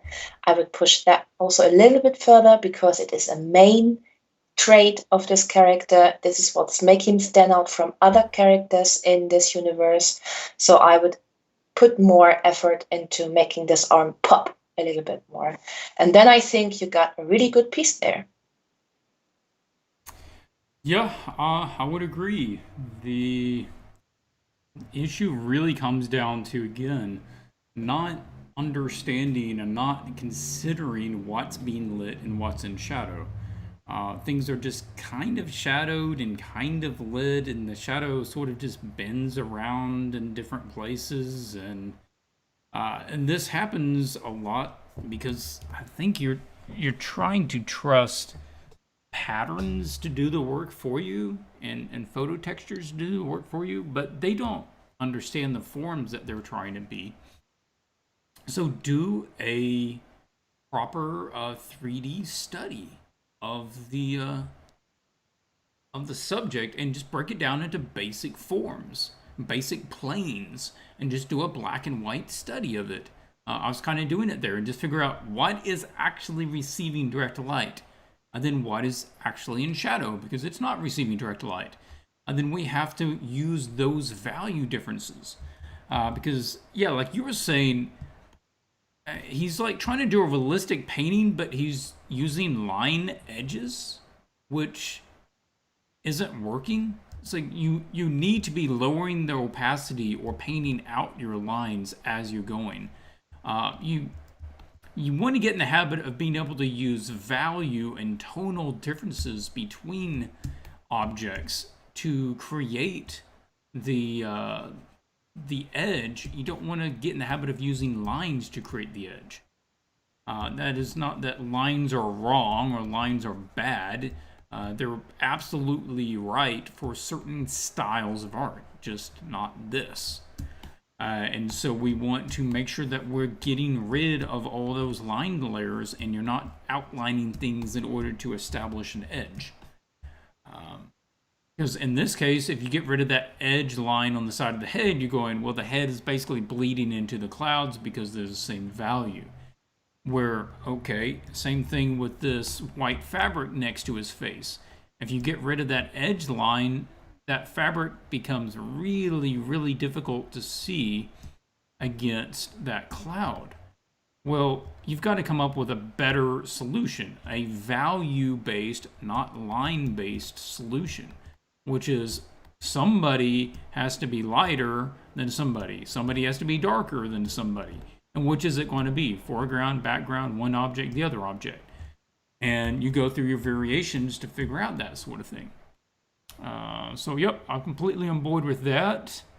Yeah, I had this black and white version that was flipping on and checking how that looks. And going back to what I said earlier, you want to minimize the amount of contrast in shadows because it's not receiving light. And that's why we're getting this contrasty look, because we're having a fairly high amount of contrast between different areas inside of what you think should be probably a shadow area, but you don't know if it is. So you're just kind of doing everything that way. And yeah, that's why the sense of lighting sort of falls apart. Okay, I've got... That was a little paint over. So, quick change in order to get the... You're saying, like, the sky doesn't feel overcast anymore. Okay, we'll get a multiply layer. Put a gradient over it. Boom. Now it feels stormy. Right? Really, really simple. Just to immediately change the value in the colors. Just a blue multiply overlay. Multiply layer. And I just use a crop to get it around him. And now you have contrast, room to have that face stand out against it with the value, with the white fabric to stand out. Now you have enough value room to make that arm, like Anna said, to be actually more golden. Because we're having to get the arm so bright, because the background was so bright, that the arm basically had to be white in order to stand out, but because we're near white, that means we don't actually have any color. So yeah.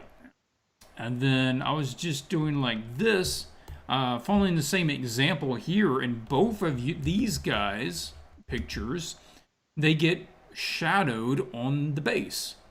Right? They're more lit upper body, shadowed on the base. I feel like you were kind of wanting to do that, but again, you're putting basically direct light on the lower stuff. And so this would be more of letting it go to direct, allowing it to drop the shadow, and the light basically hitting the upper body. And this was kind of refining that. Let's pull up and take a look. Looking at the head, that skin doesn't usually jump to that bright of a light unless it's a very bright light, and it's pretty close. And so this is just toning that skin down. We get more of the skin tone, and we're getting more of that cool light along the side because it's going to be picking up the cool light from the background. And then you're going to have the Fresnel effect that picks up even more of it along that rounded edge there. And just kind of continuing that through the rest of it. And here's where you're going to get more color variation inside of that. And you're not going to need that edge work as much, and things are going to feel more rounded because they're not ending on a black line, and that would just need to be continued down and stuff.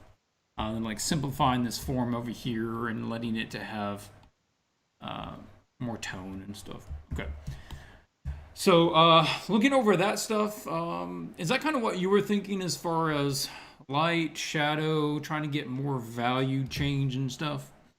Yeah, definitely. And you can see you don't have to go super fancy on little details on the trousers or something like that. For this piece, it helped now much more to unify some parts of the clothes, and readability first, I'd say, and detail and flashy stuff comes later. Yeah, actually, these two top right studies that you did, the values work way better. Like the left ones on your value studies, again, really contrasty, very line based. The color ones on the right side, those hold up. Not the bottom one. Again, that gets way too contrasty. But this is what you need. Like you keep with either one of these, they work. Not necessarily the colors we need, but the way that you've simplified the values into these basic color tones, with each one having a limited range. That's what you're trying to do. Now get that and just continue that way, and don't do all of that. Okay. I think my chat froze again, so if somebody's got a question, it's not coming up. I might. Yeah, it's good. I got you covered. If there's anything, I'll let you know. Oh, yeah, you might turn on my my AC. Computer's probably getting hot.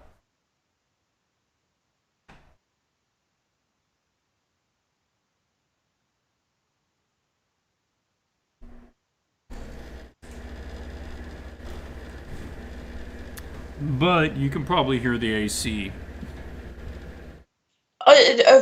Barely. Really, is it bad or is it not? It was pretty loud for me, at least. It's okay now. All good. Okay, all right. It started back up. All right. Hello. I'm trying to scan up through some of the chat to see if I missed anything important.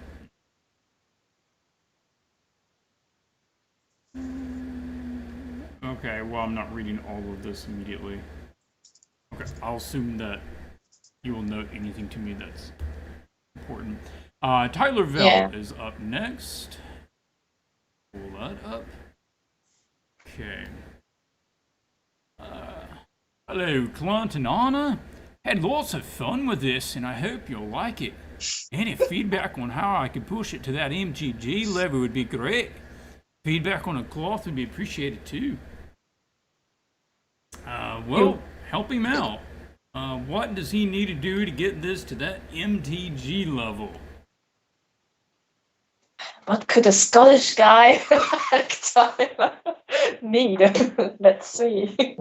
Or wasn't it Scottish? It sounded Scottish to me. I'm not good with dialects, Clint.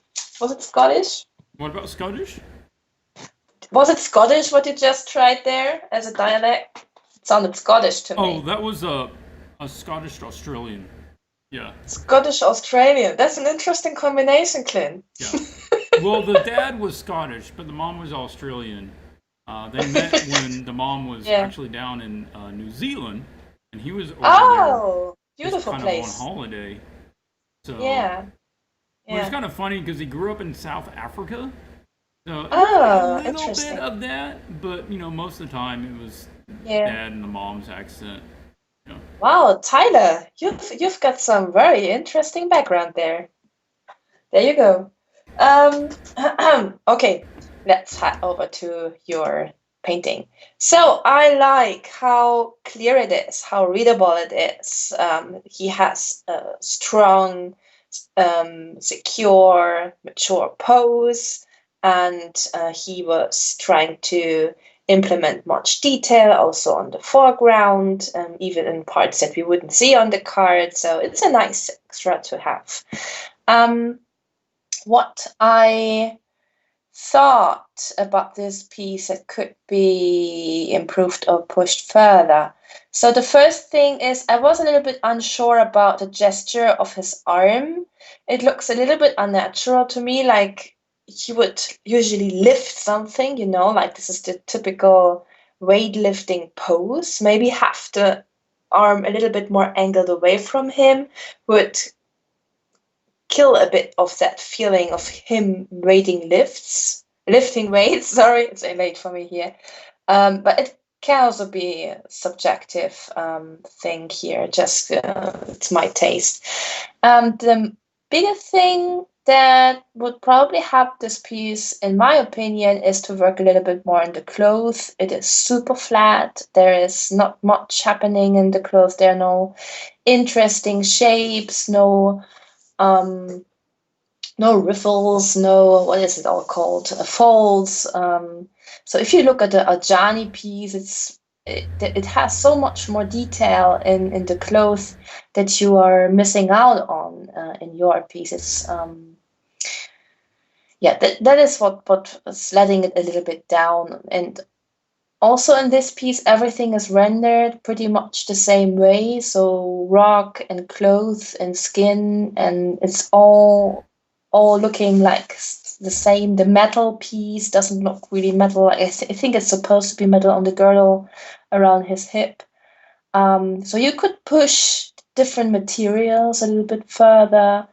And I'd also recommend making his clothes a little bit more tight to his body. It looks a little bit loose at the moment, as if he was about to, the belt could like slip downwards, or also his upper body is pretty much covered by the clothes, but it's such a big rectangular shape that we lose most of the form of the upper body again. So I feel like it would be more dynamic to have that a little bit more follow the shapes on the forms of the body there. Other than that, I think Clint must give you the important hints on what to improve to make it magic art. I like your observation with the arm. Now, I was looking at the photo up here on the top left, and in the photo, it does look like his elbow is kind of pushed out further away from his arm, where in the illustration, his upper arm is basically going straight down. And so maybe that would be a little more natural, just to push your elbow out away from your body slightly.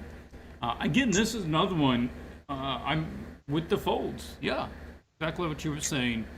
It's This is somebody's idea of a fold. And I know that this is kind of an odd concept, but it really is important to understand this. And that is, there gets to a point on an image like this, at this particular level, that you have to stop doing your idea of something and actually paint what it looks like. And what is Ethan Becker's thing? Don't guess. Pros don't guess. Don't guess that that's what the fold looks like. Go figure out if that's what the fold would look like. And so those are good things to remember. Don't guess. No guessing. You either know it or you don't know it. And you can figure it out. It's not that difficult to get a reference for it. So that would be a big one. I think that's going to be a telltale mark. Again, yeah, I like what your observation again with like the material. It all reads the same, almost like soft plastic. Everything just has the same kind of smoothness. Everything highlights the same way. Nothing has an inherent texture to it. It all just has this kind of peach fuzz sort of texture. And so we'd be looking at getting a difference there, that everything doesn't highlight the same way. Everything doesn't have the same sort of surface. What are you saying? Oh no, I was looking at the chat. I was trying to make him want him on top of a wedding cake. Okay. Sure. Good. Whatever floats your boat, man. What was that? I never heard that. You never heard that? No, what floats your boat? Did I get that right? Saying that my dad's always said. I don't know where he got it. I think it came from back like in the 60s, kind of the hippies. Like, Will, do you use that on the Great Isle?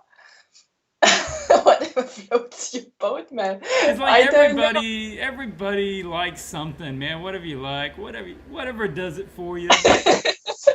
I don't know. It's cringing me. It's like, no. Maybe my thoughts are too naughty. I don't know. It just sounds weird to me. I have no doubt. Okay. No doubt. Good.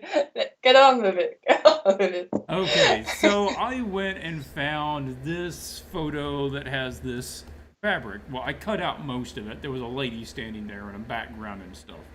But it was a really nice collection of white fabric folding in the wind. So I grabbed that and I was manipulating it to put it like down here on his tabard. And so, like, this sort of change right here automatically makes it feel more real. Now, this isn't perfect, but this is just a quick approximation of what that would do. And you can see that takes it up a lot more to that level. And the same thing kind of going up and over his shoulder, right? And then this is just a little repaint or paint over of the top section. Same sort of thing that we saw on the other one, letting more of that shadow cool tones get there on the side of the face.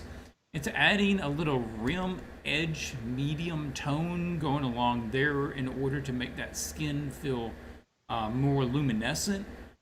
With the bright light hitting this white fabric, it's going to bounce a lot of bounce light up under his chin. So I'd be pushing that probably further, letting more of the subsurface scattering hit along the shadow edges, along that terminator edge. Pushing that there. A little more skin tone variation with the entire ear getting more red in the shadow. And then working with like the gold on the edges. Right now the gold is basically just one tone. But gold takes on a lot of different colors depending on the environment. It too would probably get quite cool on the top comparatively from the sky, and then it would drop darker along the shadow section, and then when it starts facing downwards to the ground, which is warmer in tone, then it would brighten back up along there, and you would need to take that same thing here as well. But yeah, the fabric on the top is a little too toga-like, and I would see about, can you get that to being more of like tighter fabric bands, or can we subdivide it? And I feel like that might be the best option, is that you just have like one big cloth that's sort of wrapping around him, which isn't visually very interesting. So if you had, some going up like this, but then you had other ones that were crisscrossing this way, and then coming out from underneath that, you had some going over the arm this way, then you had some bands here, and then you had some coming around from that other side, and then you had a continuation of the ones going this direction. And then that, it creates some sort of pattern there. And like Anna mentioned, can you stylize the pattern of some of these to actually mimic the musculature direction? And that's usually a good option as well, if you can kind of mimic the musculature with the way that the fabric, goes. And the same thing with like armor plates and stuff. The knees feel like the knees are actually bending together. And they don't feel like his legs are apart much. I would adjust that so that his legs feel like they are further planted. You can kind of see where that's different. I don't know why I'm trying to use that one little tiny brush tip. But yeah, we probably want to shove that over some more. So what to do in order to take this from where it is to MTG, Tyler Jacobson level is just a bunch of little differences.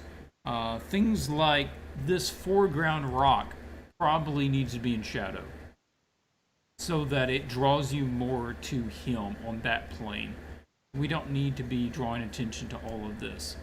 And then this is, again, like this is somebody's idea of what moss on a rock looks like.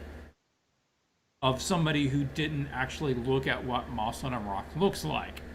And so, in this case, if I was to illustrate this, I would say go out on Pinterest and look at painting moss on rocks tutorial, painting old rocks tutorial, painting vegetation tutorial, and just see if you can go get some sort of simple step-by-step that shows you the primary things that you need to know about painting, mossy stuff on rocks.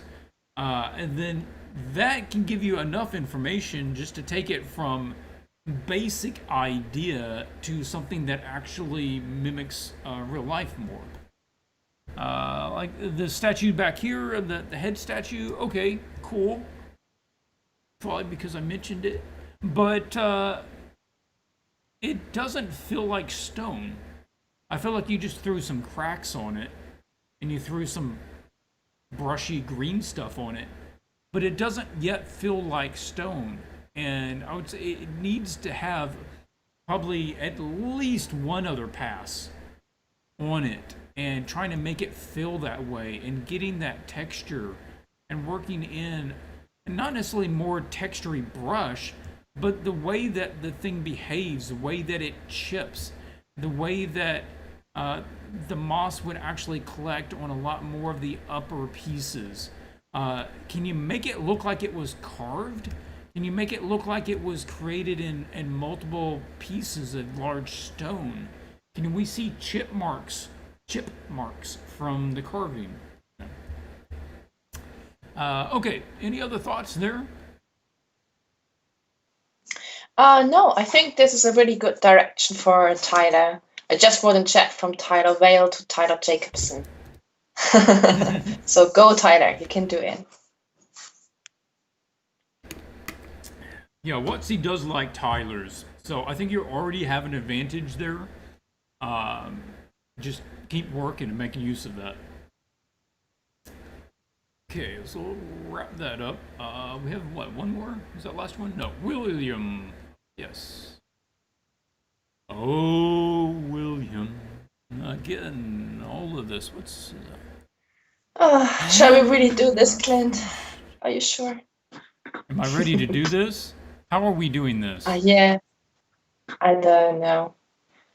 Clint, he said that as soon as it's his turn, he's gonna run away. He's gonna leave.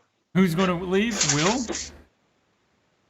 Yes. Oh, well, I'm not going to give him a feedback then. I don't want Will to leave. He's a cool guy. Okay, so guys, he said I just finished. He started this on Monday. He was supposed to have 2 weeks to do this. He's worked on it for what, the last 4 days, 3 days, something like that. So it's not to where he would like it to be. Hey, I understand. Time is pressed. Quality suffers. I feel like I need to push and pull readability. I think that is a good observation, and that's a lot of what I do talk about, and I've set up some layers on that. Possibly the background needs separating more. Yes, I agree. Included a style direction of Evan Amundsen. Oh yeah, Evan got cool stuff. Yeah, if you haven't checked out Evan's gallery, then go check out his stuff. He's really good work. Evan Amundsen on ArtStation. He keeps things very simple and clear with the reads without relying on rendering, because I hate ultra realism and overly rendering. Yeah, me too. I also get very bored with that. Yep, me too. So, Anna, I think you had some opinions on this piece. Are you going to be nice or not? I don't know. He was a naughty boy in chat today. Not sure. No, let's do it normally. Let's do it really normally. So, I really like William's style in painting. It has always such a whimsical, whimsical approach to it. It's I like this way of rendering and lighting and how he paints faces and bodies and all that. The first thing that hit me in this piece, though, was the pose of the character, especially around the leg area. I see in his reference what he wanted to go for. So, like again, this spread of his legs as he had in the other piece before. I don't know why you like that pose so much, Will. We would have some talk about that, but you really like legs opening towards the viewer. You did it again. Yes. I would. I think we had a short talk about this, and Clint also said that he would probably make him a little bit more in a floating pose with a little bit more closed or crossed legs or something like that. Or, so I would close the legs and get rid of the Wilhelm phenomenon here and find a different pose. For the lower part of his body, especially. The second thing is his robe that is wrapping around his shoulder. It takes away a lot of the anatomy there.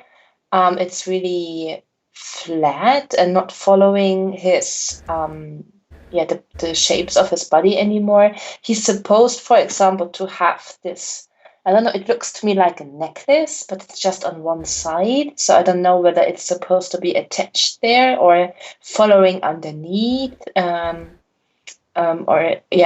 also on the other side, but underneath. I don't know what that is. It's because it's not rendered more in detail by now.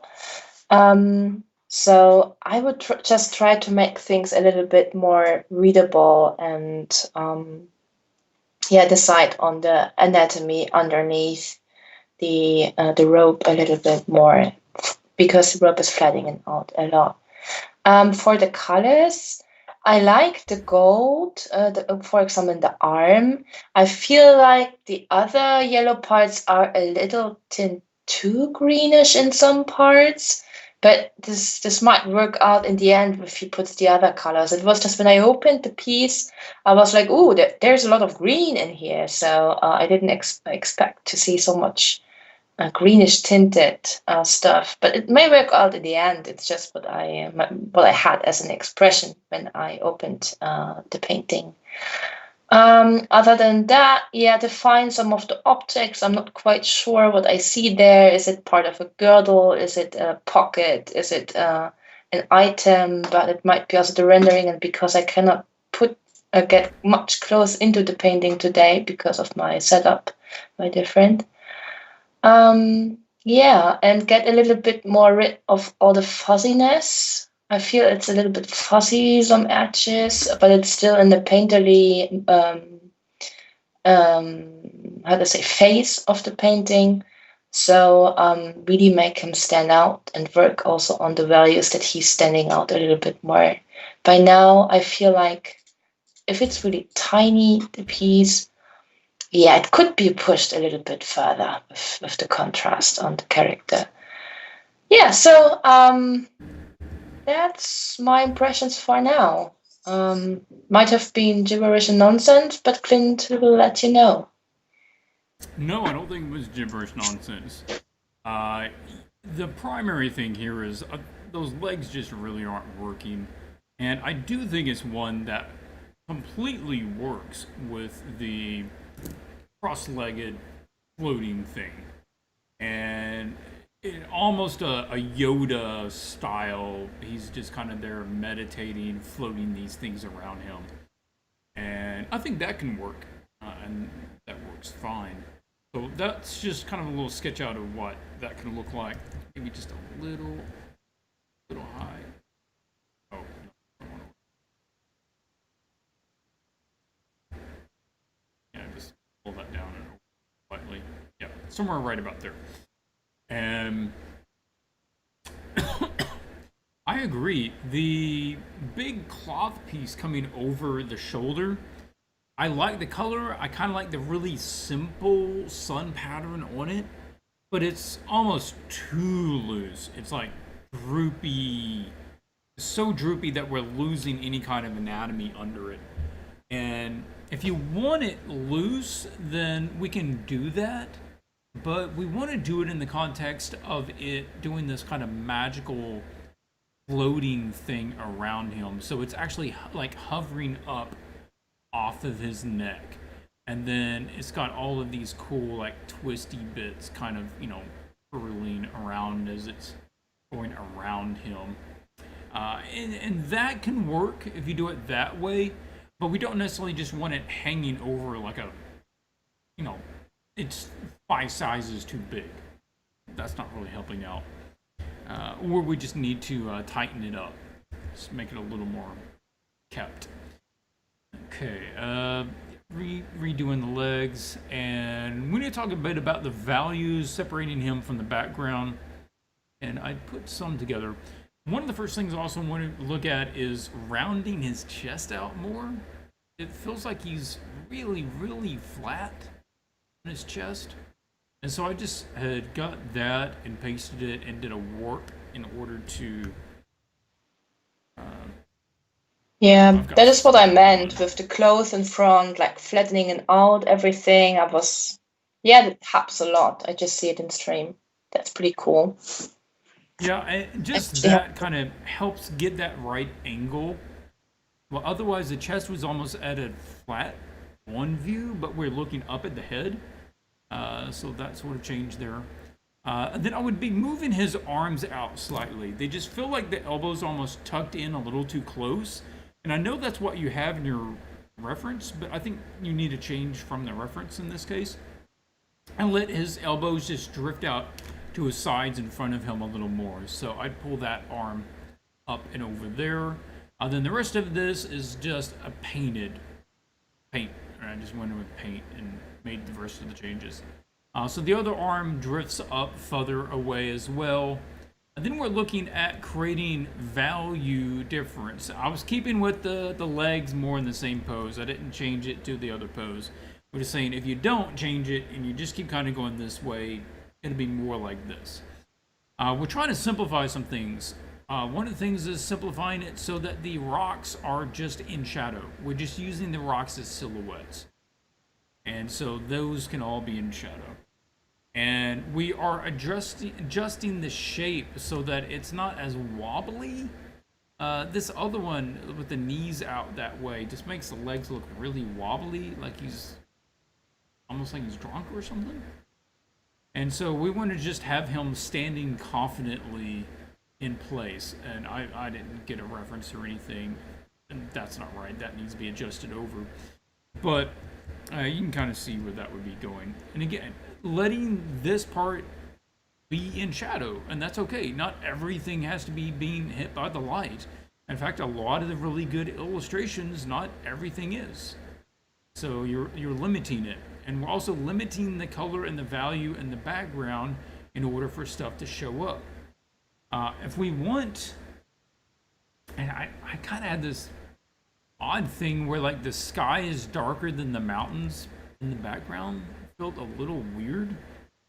I mean, it can happen if the background is receiving light on it back there.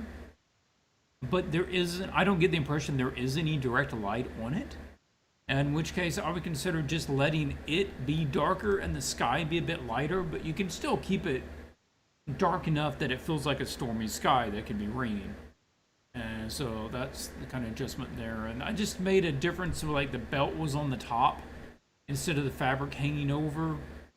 And trying to clean that waist up, make that waist a little tighter, make him feel a little more athletic. That change.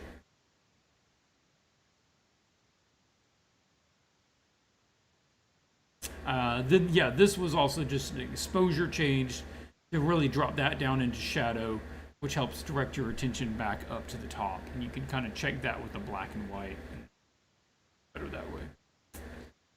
Okay, so with those changes, I still say the cross-leg thing would be better than him standing there in this pose. But what do you think about the rest of it? Getting rid of too much of the background, or? Yeah, I like it. I don't. If it was me, it's like personal thing. I maybe not spread out his arms that much, or maybe one more than the other. I feel like it's a little bit far now.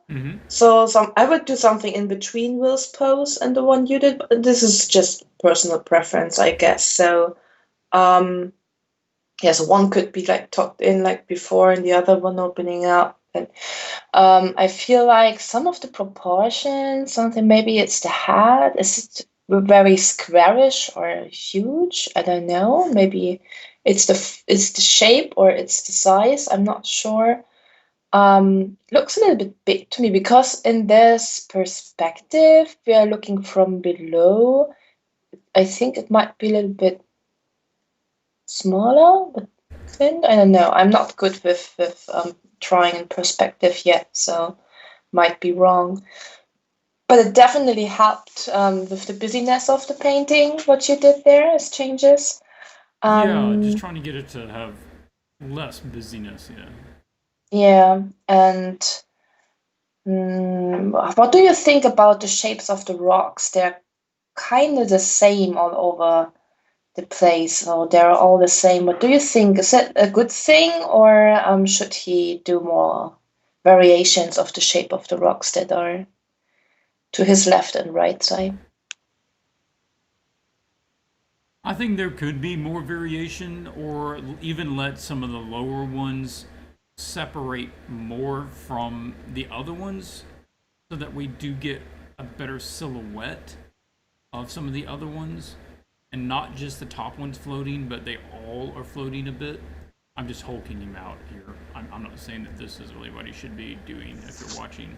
No, but it makes more sense now with the hat, I feel. So bulking him up fits now the squarish face he has there a little bit more. I think it's good. Good.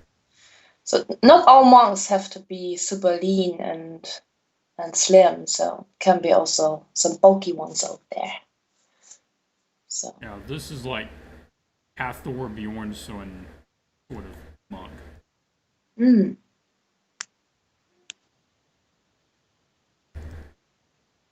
One of the world's strongest men. Known as the Mountain.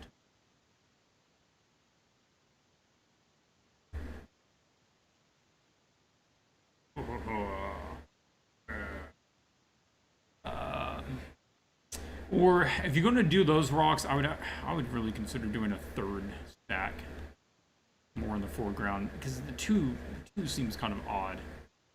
I would consider actually having one more stack like right there. Yeah, or maybe they're just generally flying upwards from the ground, not in these rows, but more like randomly. Could also work. Like they're just raising, like he's an earthbender from Avatar, so he's like just pushing some really randomly up, and they're flying up. That would be a cool thing too. I don't know whether it would need then the magic and the swirl and the ball and stuff that is above his hand. Maybe just simply the rocks flowing or coming up, flying up. I don't know, my English sucks. So maybe this would be enough already, and you would need this. I don't know, is it the ball or I I'm can't not see sure it what in he's this got. slide. He's got some magical little artifact or something. Yeah.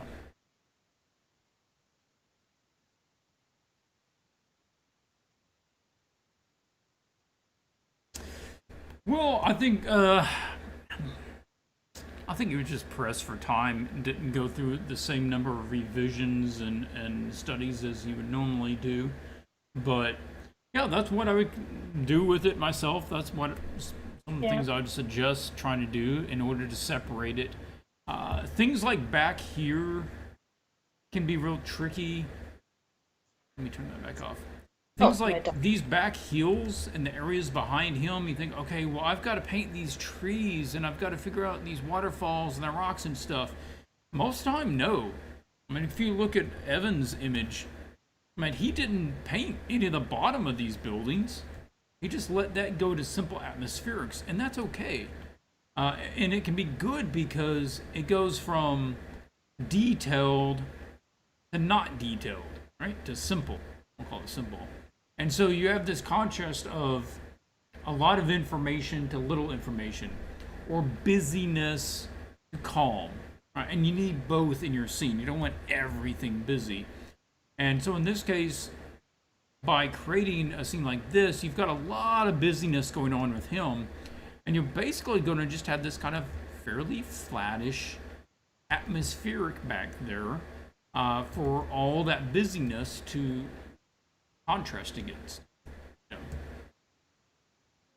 Yeah, now we have more of these dark values also in the foreground. I also feel like the green, that the green tint that I talked earlier about is more balanced out and it's looking really good. Also, Anuka says that she likes the coloring in this piece very much. Yeah, I think you could go in and add some more of a bronzy rust colors into that gold. A bit more of the orange-based tones. But I think a lot of the green's actually working pretty well. I wouldn't change it too far from that. We just go in and introduce a little bit more. No, it was a wrong impression from me. It was like some value changes and some more proportion changes, and the foreground with more darks already helped it. So it's really often that I say, something seems off, and I think it's like adjusting, for example, the color or the value, and then you come up with something different, and then I say, oh yeah, that was a problem. I was mistaken. It wasn't the color, it was maybe the value or something else. So yeah, I'm sorry, Will. I was wrong with that. It's good color. All good. It's like if this neck thing didn't go around his neck, but like went over his shoulder, then tied back on the belt on the other side. Something like that would be kind of cool. So it creates that loop, but it's not a neck loop.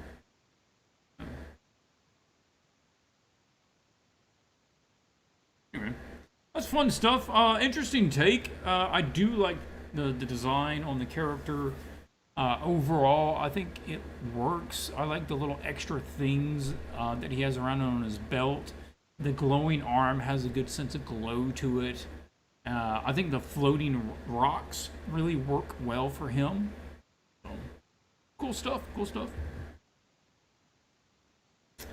All right, just real quickly, want to run over the next challenge for those who maybe missed the beginning of the stream.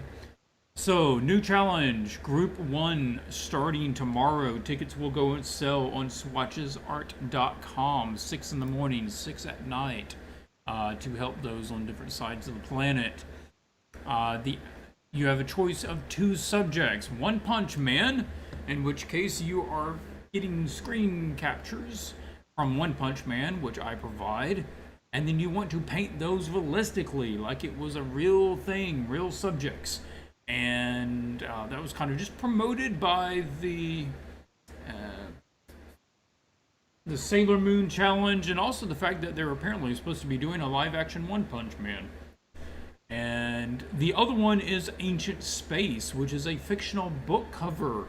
Would be a collection of short stories of sci-fi nature, and it needs to showcase a sci-fi environment that has a character in it, but is mainly about the environment and not really about the character. These are examples from Michael Whelan, so you will have access to these in order to help spark your creativity, and it needs to be that person just in this odd, sort of cool sci-fi place that is maybe a little surreal, and that's okay. Then these are the images from One Punch Man. And we want to keep basically the same poses, the same framing, all of that. But you can change up the lighting in order to try to make it look more realistic. We want the skin to feel like skin, the fabric to feel like fabric. The sea monster here, just came out of the ocean, so maybe he's dripping with water and he's wet. Maybe he looks more like a realistic Cthulhu sort of style. That sort of thing. Any last comments or questions we need to take? No, not from the chat. So all good as it seems. Okay. Well, that'll wrap it up for this time then. And how realistic? Even like an MTG style is good. We're not necessarily going for photo real. Mainly, we're looking for realistic colors, as you would see from like if you're photographing something. And we want realistic color schemes, value schemes, and also material rendering. Does the shell feel like an actual hard crustacean shell? Does the wet skin feel like it's actually wet? We're going for that sort of thing. Yeah. Basically, it's if it was live action, if this was a live action movie, high budget, and you took a screenshot from it, what would it look like? And that's kind of how we're approaching it. Yeah, you can do photoreal if you want. Sure. Anything from like MTG realism kind of upwards. And I will be out on the Discord if you got more questions, and shoot them to me. Let me know. But otherwise, thank you so much for joining. And next week we'll have the finals for Group 2 of this same challenge. Then in 2 weeks we will have the entries for the Ancient Space One Punch Man challenge. So that will wrap it up for this time. And and don't forget Art Club coming tomorrow. So finish up your studies for this week, so that you can start tomorrow with the next set. All right, yeah. You get the details out on the Discord under the Art Club channel. And she's put all the stuff out there for that. You can catch them out there. All right, until I see you guys next time, keep drawing. Bye.